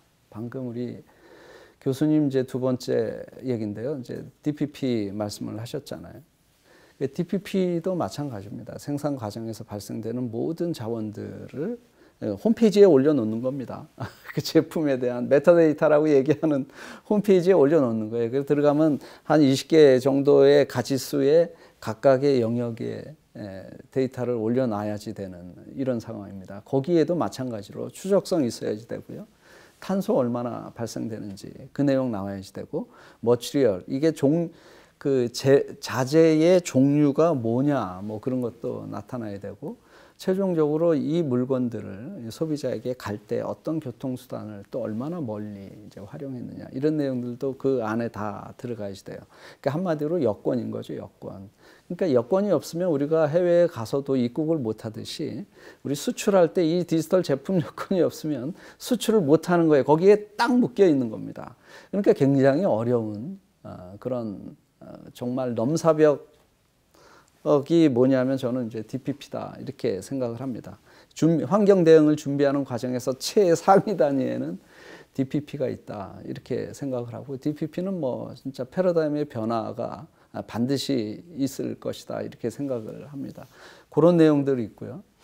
그 다음에 이제 당장 무역을 하려면 그 관세라는 게 또 있거든요. 이제 DPP는 그게 없으면은 나 너네 물건 안 사 이러면 이제 비즈니스 관계에서 발생되는 문제거든요. 이제 관세라는 거는 들어오긴 들어오는데 뭐 관세를 10% 내, 20% 내 뭐 이런 거잖아요. 그 관세를 때립니다. 환경 대응의 문제. 이게 이제 CBAM, CBAM이라고 하는 그 법적인 조치를 통해서 뭔가 탄소량을 기준치 대비 또는 기준치 대비 초과해서 발생을 했거나 아니면은 그 밑에 적게 발생을 했거나 뭐가 됐든 그 CBAM 리포트를 내게 돼 있는 거죠. 그 CBAM 리포트를 내는 것까지도 어려운 거예요. 내 공장 탄소량 낮추는 거는 더 어려운데 그 리포트 내는 것도 어려운 거예요. 그 수입업자가 하는 거거든요, 현장에서. 그럼 데이터를 줘야지 되는데 어떻게 줘요? 줄 수가 없단 말이죠. 그래서 저희 그 스마트 제조 혁신의 어떤 단계가 있습니다. 4개의 단계가 있고요. 그 기초가 있고 중간일, 중간이 고도화 4개의 단계가 있는데 여기에 부합되는 어떤 기준을 만족하는 공장들은 제가 쭉 보니까 공장들은 CBAM 리포트 내놓는데 부족함이 없다라는 결론을 갖게 됐습니다. 무슨 얘기냐면 CBAM 리포트도 그 제품에 대한 데이터를 제공해 주는 거거든요. 저쪽에서 원하는 대로 정리해서 탄소량이 얼마 나왔는지 그거를 리포트를 통해서 제공해 주는 겁니다. 그렇게 되려면 데이터가 있어야지 되잖아요. 몇 개 생산했는지 이런 거 나와야지 되잖아요. 어떤 머티리얼 가지고 했는지, 전기 얼마나 썼는지 이런 거 다 한꺼번에 나와야 되잖아요. 그러니까 그런 것들을 한꺼번에 게더링해서 탄소량을 만들어주는 그 리포트, 이거 내는 것 자체도 어려운데 그래서 스마트 제조 혁신의 이런 기초서부터 고도화 단계까지 모든 과정에 환경 대응의 요소들을 좀 더 부가적으로 집어넣어서 가야지 되겠다라는 생각을 제가 한 1년 정도 전에 하게 됐고 관련된 내용은 제 블로그에 넣어놨습니다. 좀 많은 클릭 부탁드립니다. 그래서 그거를 지금 저희가 준비를 하고 있습니다. 어떻게 그 환경을 만들어 줄 것인지 실제로 적용시키고 실증 사업도 지금 준비 중에 있고요. 그래서 요런 그 ESG 중에 중소기업이 준비해야지 될 다양한 그런 대응이 저는 스마트 팩토리 사업의 단계별로 천천히 접근을 하시면 대응할 수 있는 그런 실력을 키워갈 수 있을 것이다. 이렇게 생각을 하는 거죠. 네.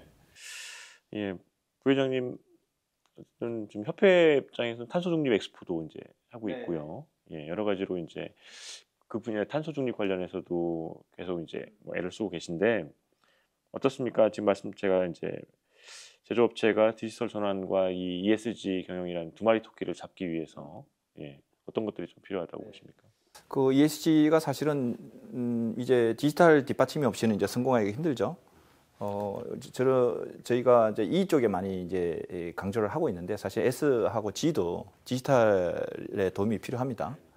뭐 환경적 지속 가능성 이쪽은 보면 뭐 탄소 배출에 관한 거 또는 에너지 효율에 관한 거가 있고 그러기 위해서는 이제 뭐 우리가 AI라든지 디지털 트윈이라든지 뭐 에너지 관리 시스템의 EMS 그런 또 원산지 추적 같은 그런 솔루션들이 필요한 거고요. 또 사회적 책임 부분에 있어서는 근로자 안전이라든지 지역사회 기여라든지 이런 부분이 필요하죠. 그래서 안전에 관해서는 이제 스마트 안전 모니터링하는 그런 기술도 있고 또 뭐 사실은 또 디지털로 재교육도 할 수가 있거든요. 안전에 관한 재교육 그런 것들이 있고 또 투명한 지배 구조에 있어서는 이제 데이터의 투명성, 그 다음에 이제 지속 가능한 보고를 또 해야 되기 때문에 어떤 그런 거에 있어서 이제 뭐 자동화된 어떤 그런 솔루션 같은 것들이 이제 필요하죠.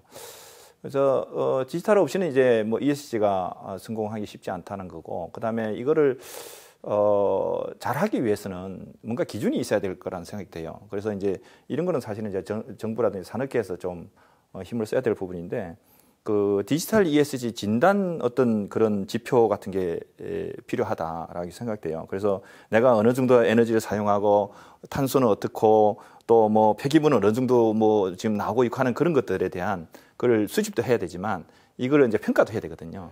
그리고 나서 이제 그걸 통해서 이제 개선도 해야 됩니다. 그래서 점점 나아지는 쪽으로 이제 유도를 해야 되기 때문에 그래서 진단 지표 개발이 필요하고 또 한편으로는 이제 산업별로도 약간 좀 ESG 어떤 뭐 규범이 좀 틀릴 수가 있어요. 그래서 이제 산업별로도 그 특성에 맞게 ESG 어떤 가이드라인을 정부에서 좀 제공해 주는 게 어떨까 하는 게 제 생각입니다. 네. 예, 어쨌든 지금 디지털 전환과 ESG는 뭐 앞으로는 뗄래야 뗄 수 없는 예, 관계이기 때문에 지금 말씀하셨다시피 그런 가이드라인을 제공을 하고 더 진단할 수 있는 진단표를 해야 되는 거는 정부 역할인 것 같습니다. 이제 아까 이제 안광현 단장님 말씀하시면서 뭐 DPP 관련해서 이제 좀 말씀을 주셨습니다. 또 DPP 하면 또 김재현 교수님이 또 DPP는 꽉 잡고 계시죠. 예, 꽉 잡고 계신데 DPP가 이제 국내 이제 제조업체 그리고 이제 글로벌 시장에서 어떤 변화를 가져올 걸로 이제 보이는지 그리고 이를 도입해야 되는 가장 큰 이유는 또 뭐라고 보시는지 뭐 얼마 안 남았습니다. 예, 저희가 DPP 얘기한 지가 벌써 2023년 막 그때 얘기했는데 2025년이고 27년부터 이제 바로 또 시행이죠. 예, 이 부분에 좀 말씀 좀 해주시죠. 꽉 잡고 있는 건 아니고 꽉 잡으려고 노력을 하고 있다는 게 맞는 표현 같습니다. 저는 우리 안단님께서 말씀하신 DPP가 사실은 최상위 포식자가 될 것 같아요. 저는. 그래서 DPP 자체로는 사실은 무지만 간단합니다. 왜냐하면 탄소 배출, 제품마다 탄소 배출량, 그 다음에 재활용률, 그 다음에 재활용 대상 이런 부분을 하기 때문에 간단하지만은 이걸 가지고 구축하는 DPP 인프라가 사실은 굉장히 저는 중요하다고 볼 때, 조금 이따 말씀을 드리고요. 일단 DPP가 기폭제가 돼가지고 새로운 산업이 만들어집니다. 그게 이제 재활용, 그 다음에 순환경제 산업이고 이미 우리나라도 플라스틱 재활용이 의무화가 되어 있거든요. 근데 그런 부분들이 뭐 플라스틱, 종이, 그 다음에 전자 제품의 어떤 뭐 부품이라든지 상당히 모든 그런 분야로 우리 도시강판 이야기 많이 하지 않습니까? 굉장히 큰 산업이 저는 생성이 되고 있다고 봅니다. 그래서 이런 재활용 산업을 하기 위해서는 또 거기 안에 이게 제조입니다. 어떻게 보면 플라스틱을 입력으로 받아서 재활용 어떤 뭐 새로운 원사가 나오던 그런 부분이기 때문에요. 그래서 AI든 로봇이든 이런 재활용의 산업에 순환경제 산업에 택하던 그런 큰 산업이 오고 있다고 일단 말씀을 드리고 있고 제가 초반에 말씀드렸던 게 DPP는 굉장히 큰 인프라라고 이야기를 드리는 게 안당님께서 말씀하셨듯이 원료부터 해가지고요. 그 다음에 가공, 완제품 나오고 소비자가 쓰는 그런 것들 다 모니터링이 돼야 되고요. 우리 LG 엔솔의 배터리 같은 경우에 자동차에 실리게 되면 계속 모니터링 되지 않습니까? 그죠? 그러고 나중에 재활용까지 그런 어떤 이런 서큘러한 어떤 그런 뭡니까 사이클에서 사실은 실시간으로 데이터가 건실시간으로 데이터가 들어와야 됩니다. 그리고 데이터도 실시간으로 공급이 돼야 되기 때문에 이게 뭔가 하면은 전 세계 수십억 종류의 곱하기 우리 라면만 해도 얼마나 많습니까? 그죠? 그 많은 제품들, 상품들, 사물이죠. 그죠? 이 사물들이 생성해내는 데이터들을 실시간 시집하고 찾고 공유한다는 건 정말 거대한 인프라입니다. 그래서 저는 그런 거대한 인프라가 만들어지고 있다고 보고 있고요. 여기는 이제 그런 데이터들을 수집하기 위해서 뭐 기존의 QR, RFID, NFC만으로 안 되거든요. 비전 카메라, AI 자동으로 해서 감지를 하고 데이터를 생성한다든지 스피치라든지 우리 뭐 요즘 LLM, 뭐 LMM 하는 거 있지 않습니까? 그래서 이런 기술들이 대거 들어오기 때문에 큰 산업이 또 이쪽은 또 만들어질 거고 이런 거대한 인프라에서 생성되는 데이터는 정말 양질의 데이터입니다. 이게 그냥 웹에 있는 그런 데이터들 신뢰성이 없는 데이터 굉장히 많죠. 그게 아니라 표준에 따라서 모아지는 데이터이기 때문에 그 데이터를 가지고 분석이든 그 다음에 뭐 AI 활용을 하게 된다면 굉장히 혁신 서비스가 많이 나오리라고 생각을 합니다. 그래서 저희는 이제 뭐 DPP에 관해서는 뭐 정부, 뭐 협회 그리고 산업 기업들 모두 다가 좀 머리를 맞대고 어떻게 나아가야 할지 플래닝을 해야 되지 않나 생각이 듭니다. 네. 이제 말씀해 주셨다시피 이제 상당히 이제 큰 파고가 이제 몰려오는데 여러 이제 도전 과제들이 있는 것 같습니다. DPP 관련해서도 데이터 표준화, 비용, 그리고 뭐 기술 간 호환성, 데이터 보안. 결국에는 이 스마트 제조 시스템에도 이제 DPP를 좀 효과적으로 이제 통합하는 부분들도 필요하다라고 이제 보여지는데 이게 좀 어떤 기술적인 좀 접근도 이제 필요할 것 같습니다. DPP는 지금 표준화가 이루어지고 있고요. 근데 표준화 이루어진다 해가지고 없는 표준을 만드는 건 아닙니다. 그러니까 표준 가이드라인을 만드는 게 이유에서 준비가 되고 있습니다. 그래서 이 표준에 보면 중요한 게 이 제품의 식별자, 이 로또나 배치단 로또나 아니면 시리얼 넘버로 관리가 돼야 되거든요.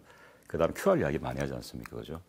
어떻게든 이 제품을 보면은 데이터랑 연결될 수 있는 수단이 필요합니다. 그게 이제 데이터 캐리어, QR, RFID, NFC 같은 것들이고, 그다음에 데이터를 수집하고 그다음에 공유하는 분산 체계입니다. 여기에 사스나 또 파스가 굉장히 많이 들어올 겁니다. 그래서 이런 DPP 플랫폼이 이제 필요한데 저는 좀 생각하면 다 다릅니다. 지금 왜냐하면은 이 DPP가 또 그다음 산업으로 가다 보니까 많은 기관, 많은 글로벌 기업들을 준비를 하고 있는데 생각도 좀 더 다르지만은 저는 이제 뭐 GSO나 국제표준기구 쪽에서 보고 있다 보니까 저는 이게 DPP라는 게 기존의 어떤 플랫폼이나 시스템에 들어가는 게 아니라 저는 독립적으로 만들어져야 된다고 좀 생각을 많이 하고 있고 또 우리 저기 뭐 디지마크라든지 미국 상장사입니다. 디지마크나 에이브리 데니슨 사실 이쪽 분야의 글로벌 기업들이거든요. 다 GSON 국제표준 기반으로 플랫폼들을 만들고 있습니다. 그래서 저는 이런 플랫폼이 만들어지면은 기존의 스마트 제조든 ERP든 LCA든 사실 여기서 데이터를 생성하거든요. 물류도 마찬가지지 않습니까? 그래서 이런 것들을 잘 연결할 수 있는 방법들이 굉장히 중요한 게 그 방법론으로는 사실은 우리 뭡니까? 뭐 여권이면은 여권 번호가 있지 않습니까? 여권 데이터가 있는데 실제 여권 시스템이 만들어지고 또 주민등록 시스템은 또 다른 시스템이지 않습니까? 이 두 개가 연계가 되는 게 여권 번호나 또는 저기 주민등록 번호지 않습니까? 그래서 그런 다양한 플랫폼들이 협력을 해서 앞으로 만들어질 인프라가 될 텐데 연계할 수 있는 그런 부분 제가 많이 고민을 하고 뭐 시범 사업을 통해서도 증명을 하고 그런 노력이 필요하지 않나 생각이 듭니다. 네, 어쨌든 이게 곧 닥칠 이제 문제이기 때문에 여러 이제 산학연의 이제 노력이 상당히 이제 필요해 보입니다. DPP를 결국에는 도입을 하려면은 법적이나 뭐 정책적인 기반 마련도 이제 필수적인데 뭐 데이터 소유권, 뭐 책임 소재, 규제 완화, 뭐 다양한 이슈가 이제 또 제기될 수도 있다고 보여집니다. 국내에서 이제 DPP와 관련해서 이제 가장 시급하게 해결해야 될 이제 법적, 뭐 정책적 과제 어떤 것이 또 있다고 보시는지 이 부분은 이제 단장님부터 좀 말씀해 주실까요? 저는 뭐 중소제조업 입장에서 얘기하게 되는 거고요. 그 제조 데이터는 그 데이터 오너가 갖고 있는 거예요. 데이터를 생산하는 쪽이 오너인 거고요. 그쪽에서 완벽하게 소유권을 가지고 있다 이렇게 생각을 하는 거죠. 이게 디지털 기반으로 모든 데이터들이 움직이기 시작을 하면 그 데이터를 디지털로 조정하고 정리해주는 그 어느 B 기관으로 다른 곳으로 데이터를 줘야지 되는 그런 환경들이 만들어지거든요.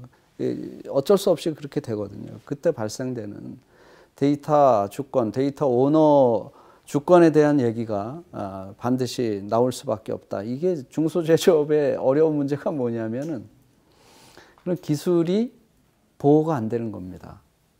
그래서 그 중소제조업이 가지고 있는 핵심 제조 기술이 데이터를 통해서 유출이 된다면 그 회사는 굉장히 치명적인 타격을 받게 되는 거고 사례도 굉장히 많이 나오고 있어요. 글로벌적으로도 많이 나지만 국내에서도 대기업과 중소기업 사이에서도 또 법적인 문제가 이제 계속 나오는 문제죠. 그래서 그 데이터가 오픈이 되면서 발생되는 그 보호와 관련된 그런 산업들이 같이 일어나야지 될 것이다. 이런 생각이 들고 법적으로 준비가 된다면 이런 데이터의 흐름이나 활용 또 소유권과 관련된 또 분쟁이 났을 때 어떻게 처리해야 될 거냐. 어느 정도 기준은 갖고 있지만 좀 더 중소기업 입장에서 다시 한번 들여다봐야지 될 것이다. 이런 생각이 드는 거고요. 마찬가지로 이제 표준화 말씀을 교수님 말씀에 저도 뭐 전적으로 동의하고 있고요. 그 DPP가 지금 제가 보면 굉장히 산발적으로 만들어지고 있습니다. 각 개별 실증 사업 이렇게 한다는 명목으로 굉장히 많이 만들어지고 있고 웬만한 국가의 그 연구소는 다 하고 있다. 서로 연결해서 하고 있다. 뭐 이런 생각이 듭니다.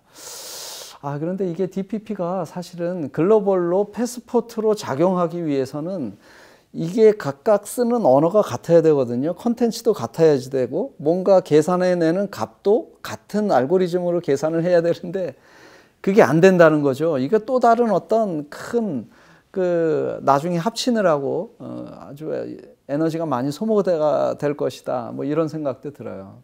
결국은 DPP는 상단에서 우리 교수님 같이 나름대로 굉장히 깊숙이 연구하고 그 부분에 대해서 체계를 세워가는 쪽에서 어떤 표준화 작업을 끌고 가야지 되고 그거를 실증하는 과정에서 저희 정부나 또는 저희 기관이 중소기업들 참여시키는 과정에서 발생되는 자금이나 이런 것들을 지원해주고 해서 같이 하나로 연결해서 만들어 가야지 되는 부분이 아니겠느냐 이런 생각이 듭니다. 맞는 말씀이시죠. 예, 지금 뭐 DPP 이제 발등에 불이 떨어진 그 버티컬 같은 경우는 뭐 플랫폼을 만들어야 되느냐, 또 서비스를 만들어야 되느냐 지금 다 이제 움직이고 있죠. 각자 도생을 위해서 움직이고 있는데 그렇기 때문에 이제 이런 표준화가 상당히 이제 중요하다라고 말씀을 해주셨습니다. 이 표준화 관련해서 어떻게 이제 좀 진행이 돼야 된다고 보세요, 교수님? 표준은 복잡죠. 지금 그 EU 같은 경우는 이제 EU의 그 CAN 있지 않습니까? 그죠? 유럽 국제표준기구에서 이제 전기전자 쪽 담당하는 쪽에서 올해 말까지 일단은 표준 가이드라인을 내어놓는다고 합니다. 근데 이제 많이 이야기하는 게 조금 딜레이는 될 거라고 이야기를 하고 있는데 이건 있습니다. 아까 제가 말씀드렸지만은 새로 만드는 건 아니다. 기존의 ISO, IC라든지 W3C라든지 또 유럽 같은 경우는 또 독일이 또 꽉 잡고 있지 않습니까? 그래서 독일의 DK라든지 이런 그 유럽 국제 표준들을 활용을 해서 이렇게 나올 거라고 이렇게 예상이 되고 있고요. 그 캔디데이트들이 여러 개 있는 거죠. 카타나엑스도 있는 거고, 뭐 저희는 GS1 쪽을 하고 있고, 그에 가엑스라든지 있는데, EU가 이제 DPP 이제 프로젝트를 진행을 하면서 뭐 서베이라든지 아니면 표준화를 어떻게 끌고 나갈지 시범 사업을 했던 프로젝트가 서페스라고 있습니다. 지금 서페스 2단계에 들어가 있고요. 여기서 지금은 한 13개 정도의 파일럿 등대 프로젝트를 진행을 하고 있거든요.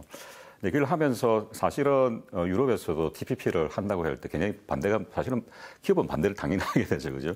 근데 통과가 이제 되었고, 그러면 지금 상황은 뭔가 하면은 TPP를 해서 우리가 기업이 자금을 대게 만들게는 하지만 대신에 우리 요구도 좀 들어줘. 그런 것들이 나오고 있습니다.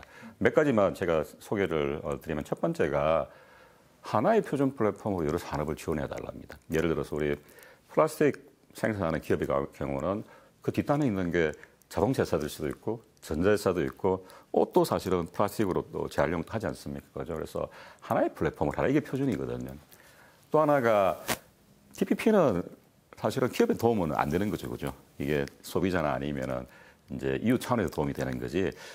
우리도 좀 도움을 받게 해달라. QR 있지 않습니까? 그죠? QR 찍으면은 TPP 데이터만 쭉 넣는 게 아니라 제품 홍보도 하고 비디오도 보여주고, 그죠? 그 다음에 뭐 구매 포인트도 찍어주고, SNS도 연결시켜주고, 그게 GS1의 차세대 바코드입니다. 그래서 그 표준화 대상에 보면은 식별자, 그 다음에 QR이 있거든요. 그래서 지금 우리 스마트 제조도 보시면은 그 IEC 41406인가요? 예, 딘스펙 92406. 그게 보면은 QR이지 않습니까? 여기 쭉 자세히 보시면은 아주 간단합니다. 그러니까 URL이 뭡니까? 컴플릿만 나면 됩니다, 이게. 그러고 가서 데이터를 보면 되는데. 근데 맨 마지막에 이그젠플을 보면은 GS1이 디지털 링크예요, QR이. 그래서 그 부분이 이제 우리 그 QR을 찍음으로써 기업이 원하는 데이터, 그 다음에 소비자랑 리테일러랑 소통할 수 있는 창구로 쓸 수 있게 됩니다. 그래서 GS1 같은 경우는 이제 GS1 내부에 순환경제, TPP에 관한 미션 스페이스 워킹 그룹이 만들어 있습니다. 그래서 GS1의 식별자, 뭐 디지털 링크 QR, 그 다음에 EPCIS라는 데이터 수집 공유 표준이 있습니다. 그래서 그런 부분 하기 때문에 저는 뭐 여러 개 보는 건 좋은데 꼭 GS1이라는 국제 표준도 같이 보면서 수동적으로 기다릴 게 아니라요. 우리 뭐 스페이스나 이런 쪽에 보면 우리나라 기업도 많이 들어가 있습니다. 왜냐하면 잘하기 때문에. 그러면 굉장히 저는 이제 업적의 입장으로 있다고 보거든요. 근데 표준에 저희도 참여를 하고, 그 다음에 시범 사업을 하면서 사실은 우리가 선도할 수 있는 그런 것도 충분히 저는 있다고 보고 있습니다. 그래서 표준 쪽은 저희가 잘 계획을 수립을 해서 전략적으로 접근을 해야 되지 않나 생각이 듭니다. 네. 지금 저희가 이제 DPP를 얘기를 하면서 데이터 관련해서 이제 많이 얘기를 하는데 이 부분은 이제 김태환 부회장님께 좀 질문을 좀 드리겠습니다. 제조업에서 데이터가 이제 스마트 제조 혁신의 이제 핵심 자산이죠. 결국에는 데이터 형식과 구조가 상호 상위에서 협력업체 간의 데이터 공유 활용에 어려움이 있는 경우도 이제 다반사입니다. 제조 데이터 표준화가 스마트 제조 혁신에 이제 왜 필요한지, 그리고 어떤 노력이 좀 더 필요한지에 대해서 좀 말씀을 좀 해주시죠. 예, 사실 디지털 전환에 있어서 기승전결 데이터입니다. 네, 저희가 이제 자꾸 솔루션이라든지 플랫폼 이런 쪽으로 많은 얘기를 하는데 사실은 데이터거든요. 그리고 또 AI도 사실은 데이터고요. 데이터가 이제 제일 기본 핵심 자산이 된다고 할 수 있고, 근데 이제 우리가 왜 표준화를 해야 되느냐? 사실 기업 내에 보면 엄청나게 많은 시스템들이 있어요. MES를 포함해서 뭐 ERP, 뭐 SCM, PLM, 뭐 스카다, 온갖 뭐 시스템이 있고, 또 OT 영역에 보면 이제 많은 설비들이 또 있지 않습니까? 그래서 이런 부분들이 만약에 데이터 형식이 서로 다르다, 표준화가 안 돼 있다 이러면은 통합이 굉장히 힘들죠. 엄청나게 어려운 문제에 국면하게 될 겁니다. 그래서 데이터 표준화를 하게 되면 이제 이런 통합 관리가 가능해서 이제 데이터 뭐 효율적으로 공유를 한다든지 뭐 분석을 한다든지 하는 게 가능하죠. 유럽에서 이제 하나 예를 들면 했던 것이 이제 OPC UA 같은 것이 이제 어떻게 보면 아주 대표적인 설비 간의 실시간 데이터 공유하는 그런 표준이 되겠죠. 그리고 기업 내뿐만 아니라 사실은 공급망에 걸쳐 있는 그 협력사 간에도 데이터 공유가 필요합니다.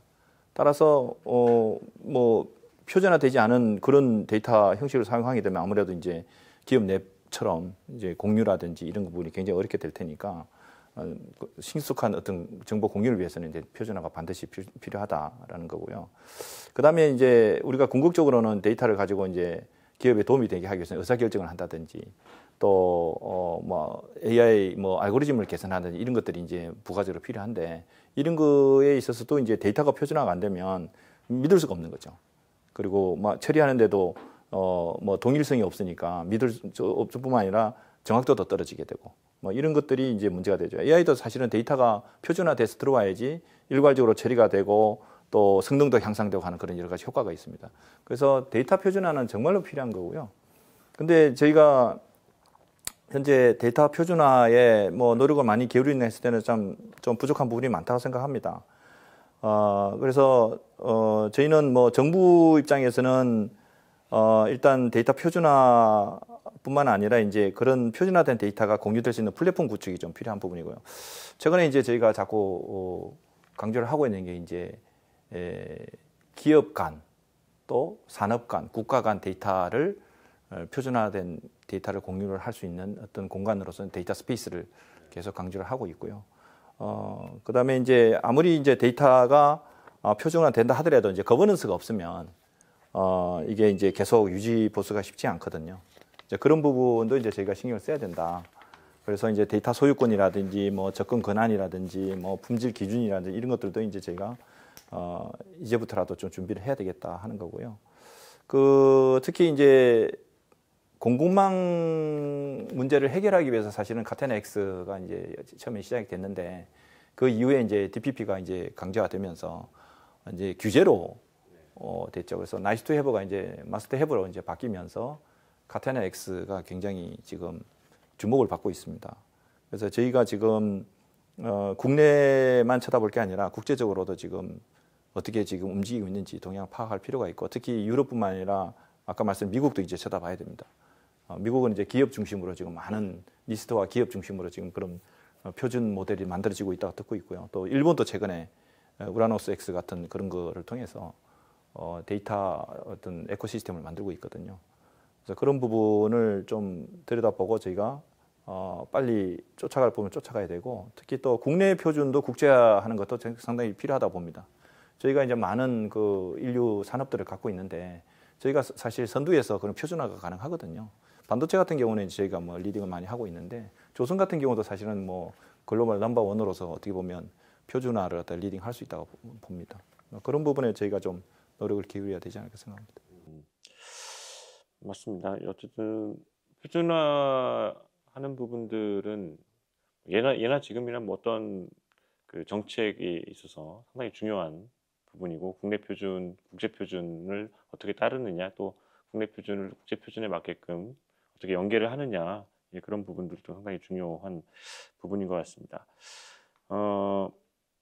그 안광현 단장님 어쨌든 이제 데이터 표준화 관련해서도 이제 많이 정책적으로도 데이터 관련된 그 지원 사업도 진행이 되고 있는 걸로 알고 있는데 어쨌든 뭐 국내 제조업체에서도 중소기업들도 데이터 이 표준화에 이런 참여를 이제 앞으로 해야 되는데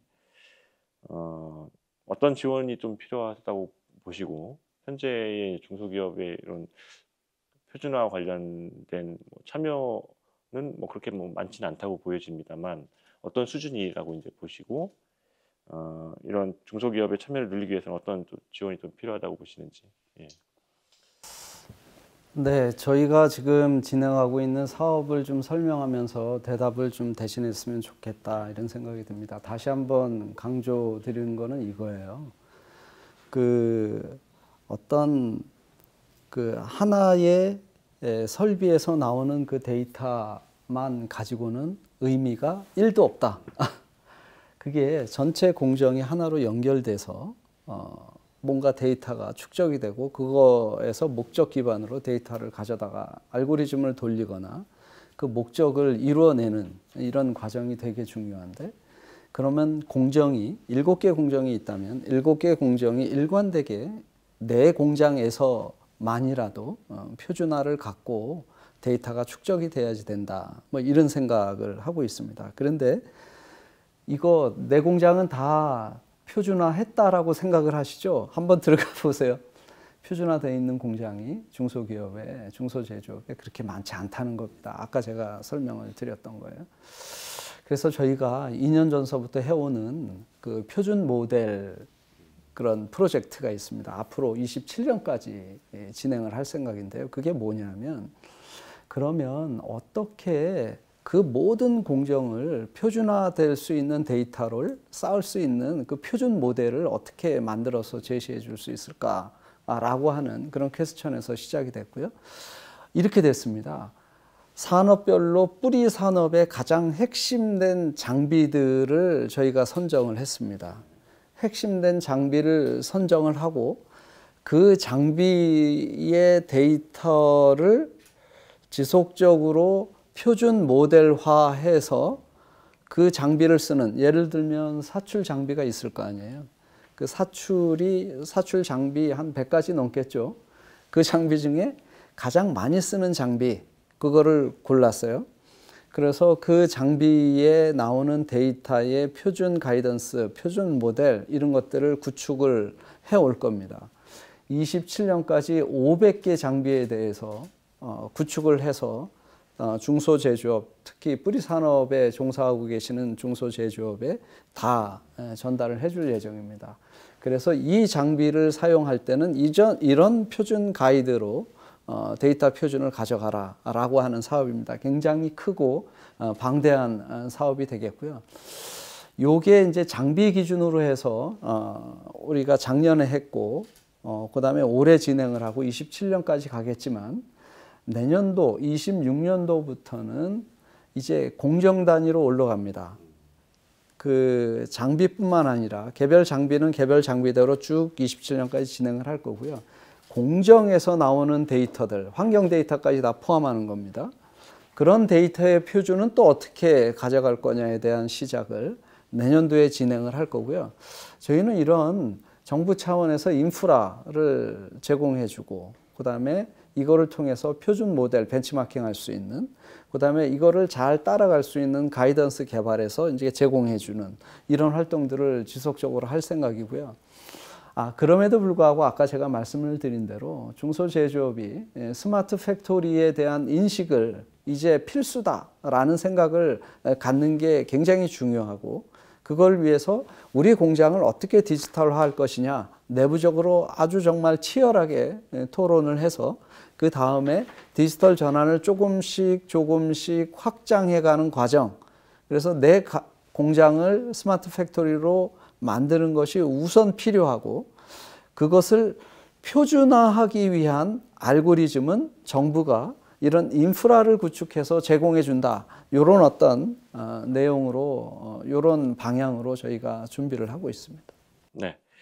김재환 부회장님은 뭐 중소기업들 참여 이 표준화 관련해서 어떤 뭐 지원 혹은 노력이 좀 필요하다고 보십니까? 제가 조금 하나 덧붙이면 현재 이제 아까 다양한 그 시스템들이 있는데 그 시스템 간의 상호 운용성 표준이라고 하는 게 이제 국가 표준으로 만들어져 있어요. KSX 9101이라고 하는 게 만들어졌고 재작년부터 이제 실증 사업을 하고 있습니다. 그래서 일정 부분 효과가 있다고 지금 보고 있고요. 근데 이게 이제 전 산업으로 확대되기 위해서는 어마어마한 또 시간과 투자가 좀 필요하죠. 그런 부분이 있고 또 이제 시스템 간이 아니라 장비 간 상호 운영에 대해서는 이제 좀 시작을 하려고 하고 있어요. 그게 지금 우리나라 수준입니다. 그래야지 이제 다음에 대기업뿐만 아니라 중소기업에 혜택이 갈 거고요. 근데 국제적으로는 보면 지금 그 데이터 스페이스 관점에서 보면 지금 AAS하고 EDC가 지금 국제 표준으로 자리를 잡고 있거든요. 근데 저희는 지금 이제 막 이제 들여다보고 이제 도입을 하려고 지금 하고 있는 그런 상황이고요. 그러다 보니까 이제 우리나라가 이제 이런 앞으로 데이터 공유를 해야 되는데 데이터 표준화 관점에서는 굉장히 좀 수준도 낮고 좀 미흡한 부분이 많다라는 말씀드리고 특히 이제 중소기업은 뭐 완전히 사각지대에 있는 거죠. 사각지대에 있어서 중소기업을 사실 참여하기가 쉽지는 않습니다. 근데 제가 볼 때는 그래도 뭐 정책적으로는 혹시라도 이제 중소기업이 데이터 표준화를 하겠다 하면 이제 바우처 지원 뭐 할 수 있는 거고요. 또 하나는 필요한 도구들이 있습니다. 무슨 데이터 수집하고 변환하고 하는 그런 것들. 또 그런 걸 이제 필요를 할 때는 좀 이렇게 싸게 뭐든 구입할 수 있는 방법을 강구한다든지 또 실제로는 내용적으로는 잘 모르면 이제 현장 맞춤형으로 이제 컨설팅도 하는 그런 게 필요하고 그런 것들이 또 하나의 또 모범 사례가 되는 것이 이제 포스코가 그 협력사 생태계들에 대해서 이제 국제 표준에 부합하도록 그 데이터를 수집하고 저장하고 이렇게 하는 그런 활동을 하고 있다고 알고 있습니다. 그래서 그런 것들이 이제 대기업이 나서서 국제 표준도 이해하고 협력사들을 갖다가 표준화하게 하는 그런 어떤 노력을 하면 좋지 않을까 하는 생각이 듭니다. 네, 알겠습니다. 이제 거의 이제 막바지에 접어들고 있는데요. 안광현 원장님께 이제 이 질문을 또 드려야 될 것 같습니다. 올해도 정부에서 스마트 제조 혁신 관련된 사업들을 다양하게 이제 지원을 하고 있죠. 뭐 AI, IoT 등의 첨단 기술을 더욱 적극적으로 활용한 이제 고도화 전략이 이제 예고되고 있는데 올해 지원 사업에서 강조되고 있는 좀 기술적 또는 뭐 정책적인 변화가 있다면 좀 설명을 좀 해주시고 뭐 고도화를 위한 뭐 신규 지원 프로그램이나 뭐 강화된 부분이 있다면 어떤 부분이 있는지 좀 말씀해 주시죠. 올해는 데이터 표준입니다. 제조 데이터 표준이고요. 저희 고도화 사업에 참여하고 있는 모든 업체들은 AAS 표준을 따르게 강제 규정으로 넣어놨습니다. 일단 어떤 형태로든 국제 표준을 활용하자. 그리고 이것을 보편적으로 보급을 해보자라고 하는 그런 정부의 정책이 의지가 거기에 담겨져 있는 거고요. 특별히 더 나가서 저희가 작년서부터 자율형 공장 사업을 진행을 합니다. 28년까지 80개 공장을 만들고요. 이미 작년에 시작을 했습니다. 그 다음에 올해도 20개 벌써 다 뽑아놨어요. 어저께 보고가 올라왔고요. 그래서 자율형 공장의 핵심적인 그 소재들은 이제 AI가 있는 거고요. 디지털 트윈이 있는 겁니다. 그래서 공장이 자율적으로 움직이는 것. 잘 직관적으로 이해가 안 되신다면 자율주행 자동차 생각하시면 됩니다. 그냥 운전자 없이 이제 차가 움직이는 이런 환경인 거죠. 굉장히 어려운 기술입니다. 제가 자동차 회사에서 한 30년 근무를 했는데요. 제가 입사했을 때 90년 초반입니다. 그때 자율주행 그 팀이 생겼어요. 연구소에. 지금 자율주행 사실 수 있나요? 지금 네, 굉장히 어려운 기술이고 제가 보기에는 자동차 쪽에서 제일 먼저 이 기술을 상용화하지 않겠느냐 이런 생각이 듭니다. 그럼에도 불구하고 제조단에서도 자율 제조에 대한 니즈는 계속 올라오고 있는 거고요. 저희가 이 내용을 파악을 해서 이제 작년에 1차적으로 20개 회사 지금 진행 중에 있습니다. 3년간 지원을 하게 돼 있고요. 그 다음에 올해도 20개 지금 뽑아서 그렇게 가보려고 합니다. 그러면 이 공장들이 이제 벤치마킹의 대상이 되고 그 밑에 어느 정도 고도화되어 있는 스마트 팩토리가 중소제조업이 그 공장들을 보고 내 공장을 새롭게 가져간다. 이게 사실은 전부 다 제조 데이터 표준하고 연결되어 있고요. 지금 저희는 AAS 표준을 요구사항으로 넣어놓고 공고를 하고 있습니다. 특별히 올해 저희가 하는 사업을 좀 한두 개 더 좀 말씀을 드리자면 대중소 상생형 프로그램이 있습니다. 이거는 거의 10년 이상 이렇게 해왔던 사업이고요. 대기업 35개사가 펀딩을 하고요.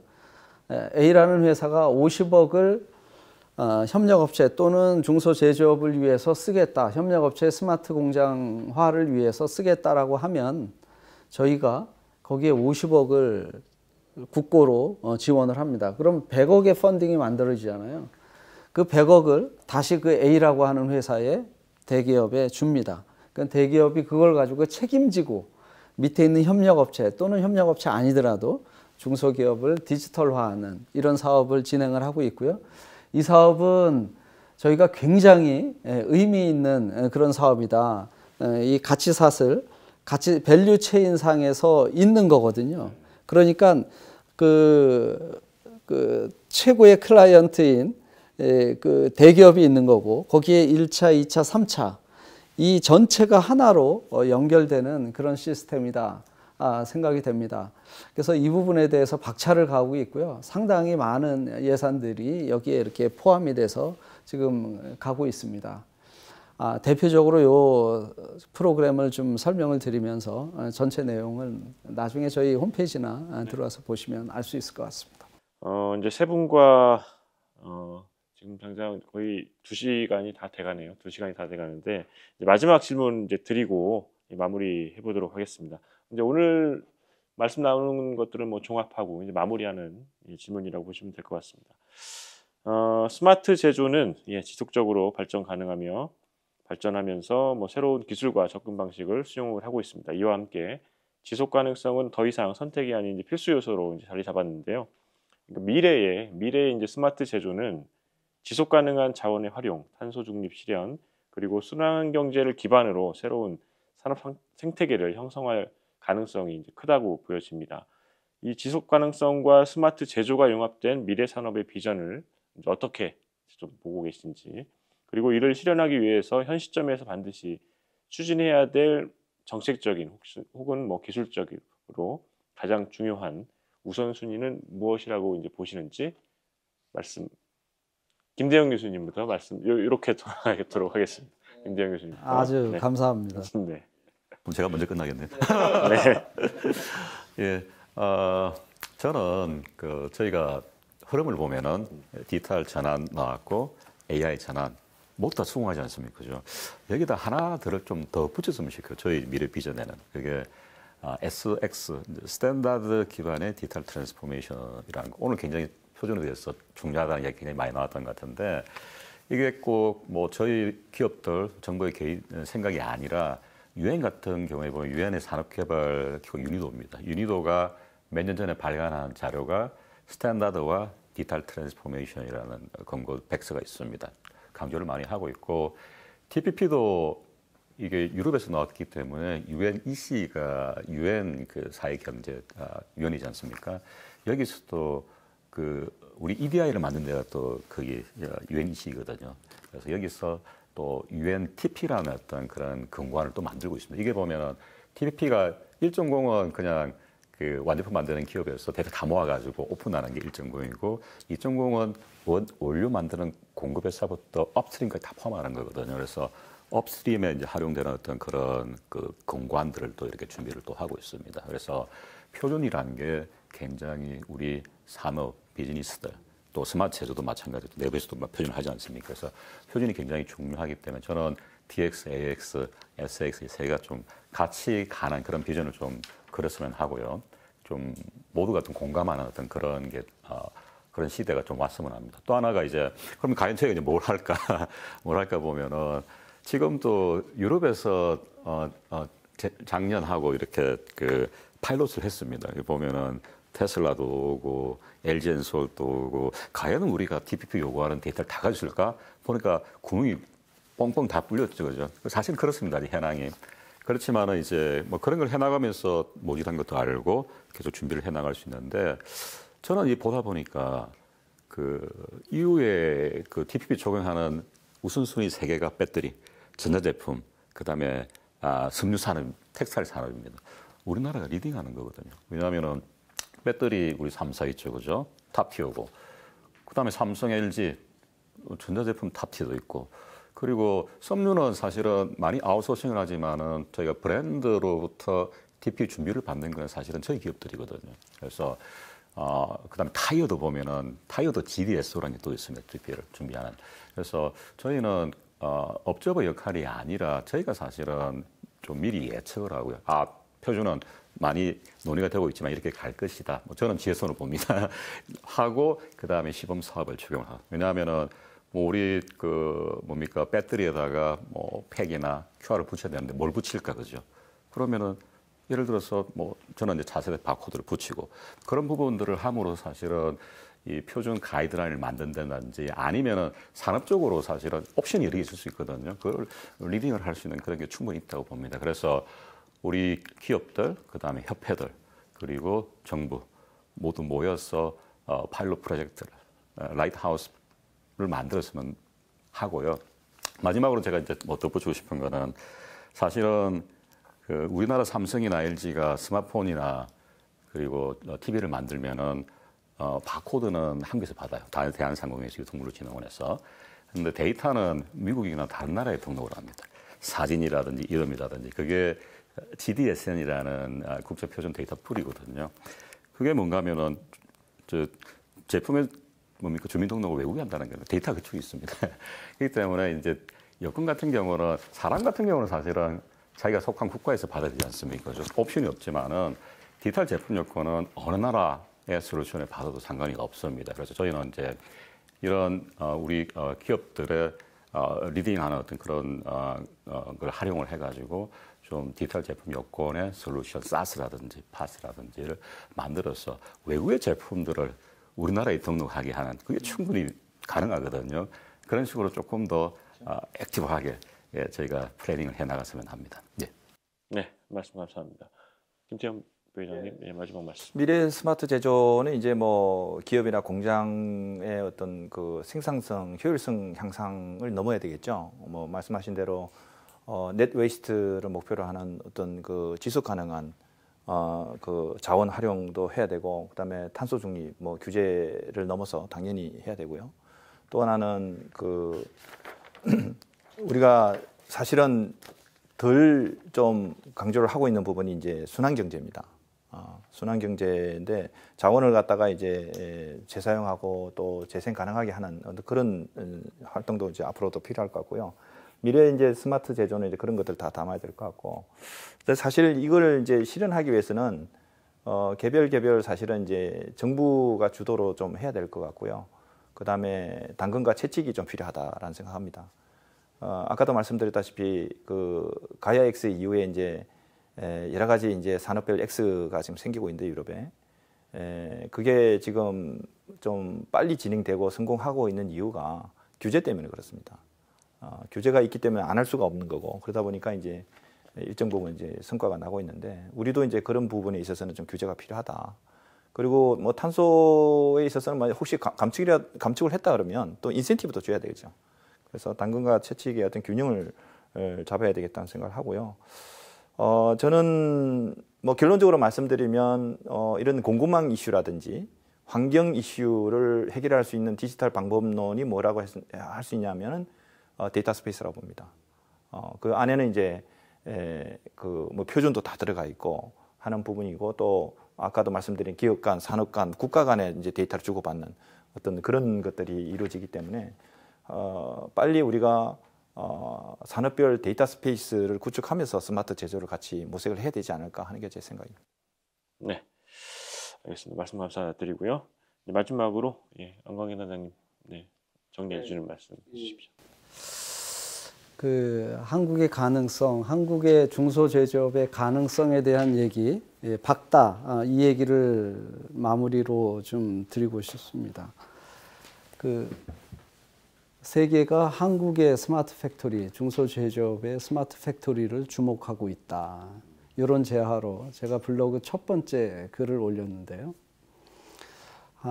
제가 2년 전서부터 매년 독일의 기후 경제부 탑3 되는 디렉터급 그 마르코스 헤스라고 하는 그 디렉터랑 미팅을 합니다. 정기적으로 미팅을 합니다. 올해도 또 이제 3월에 미팅을 하게 되고요. 인더스트리 4.0을 주도하는 기관이 그곳이고 그분이 그 탑에 있는 분입니다. 왜 왔냐? 뭐 때문에 한국 와서 이렇게 미팅을 하려고 그러냐? 여기 삼성동에서 했거든요. 그랬더니 본인들이 하는 매니팩처링 X, 카타나 X 뭐 이런 거에 대해서 좀 홍보도 하고, 그래서 정말 그런지 알았어요. 그런데 묻는 내용은 전혀 다릅니다. 한국의 중소제조업에 대해서 묻고 있는 거예요. 그래서 이분이 지금 무슨 주제와 다른 거를 자꾸만 묻고 있네. 그래서 돌아가는 길에 제가 차 안에서 온 목적이 따로 있었구나. 한국의 스마트 팩토리를 벤치마킹 하는구나 라는 생각으로 스스로 결론을 내렸습니다. 그게 아까 이제 교수님이 말씀을 하셨던 것처럼 배터리, 뭐 사실 한국이 글로벌 거의 탑 수준에 가 있죠. 자동차 마찬가지입니다. 조선, 그건 뭐 더 이상 말할 필요도 없잖아요. 그렇잖아요. 반도체도 마찬가지입니다. 가전도 마찬가지고. 십수년간 또는 수십 년간 한국의 어떤 경제를 탄탄하게 읽어왔던 이런 어떤 대기업의 제조업이 그 아래 2차, 3차의 중소제조업들과 같이 굉장히 잘 품질도 좋고 기술력도 있는 이런 산업들이 같이 동반 성장했다. 저는 그렇게 생각을 합니다. 그래서 글로벌 어디에 가도 우리 한국의 중소제조업만큼 퀄리티 있고 기술력 있는 그런 제품을 만들어내는 기업 찾아보기가 어렵다. 저는 그렇게 생각을 합니다. 그 독일의 디렉터가 한국에 와서 한국의 중소제조업에 대해서 관심을 갖는 이유가 바로 거기에 있다라는 생각을 하게 됩니다. 정부는 글로벌 경쟁력을 갖추기 위해서 인프라 구축에 최선을 다할 겁니다. 데이터 표준과 같은, 그 다음에 스마트 팩토리 구축과 같은. 여러분들은 지금 가지고 있는 그런 기술력과 가지고 있는 그런 역량을 최대한 발휘하셔서 국가의 제조업의 기반을 성공적으로 끌어가는데 같이 힘을 합치면 좋겠다. 이런 말씀을 마지막으로 드리면서 말씀을 마치겠습니다. 네. 네, 여기까지 AW 프리뷰 웨비나 1편 전문가에게 듣는다. 스마트 제조혁신 추진단의 안광현 단장님, 한국산업진흥화협회의 김태현 부회장님, 카이스트의 김대영 교수님과 함께 진행을 해봤습니다. 많은 기업들이 여전히 스마트 제조 여정에 많은 어려움들을 겪고 있습니다. 지속 가능성부터 탄소 중립, 여러 가지 이슈들, 데이터 표준, 오늘 말씀 많이 나왔던 내용들이 여전히 이제 발목을 잡고 있는데 하나씩 이제 해결해 나가면서 대응을 해 나가야 될 것 같습니다. 오늘 이제 세 분이 전한 이런 소중한 말씀들을 통해서 시청하시는 분들 많은 인사이트와 함께 스마트 제조 혹은 지속 가능성을 추진하는 추진력을 얻어가는 시간이 되셨기를 바랍니다. 저 역시 오늘 세 분을 통해서 많은 인사이트를 얻을 수 있는 시간이었고요. 오늘 세 분 좋은 말씀 해주셔서 대단히 감사합니다. 네, 감사합니다. 네. 아시아를 대표하는 산업 자동화 전시회인 스마트 공장 자동화 산업전 개막이 한 달 앞으로 다가왔습니다. 3월 12일부터 14일까지 코엑스 전관을 사용하는 이번 전시회는 500개 기업이 2,200개 부스를 마련해서 다양한 DX, AX 등 산업 현장을 혁신시킬 수 있는 제품 솔루션 서비스 기술을 가지고 8만여 명의 산학연 관계자 분들을 참관객으로 맞이하게 될 것으로 전망되고 있습니다. 귀사의 DX 혹은 AX를 위한 여정에 스마트 공장 자동화 산업전이 많은 기여를 할 수 있습니다. 현장에서 직접 눈으로 확인할 수 있는 기회를 잡으시기를 바라겠습니다. AW 프리뷰 웨비나 1편 전문가에게 듣는다. 끝까지 시청해 주셔서 감사합니다. 저는 AW 프리뷰 웨비나 2편 전문 기자의 시선에서 다시 찾아뵙도록 하겠습니다. 고맙습니다.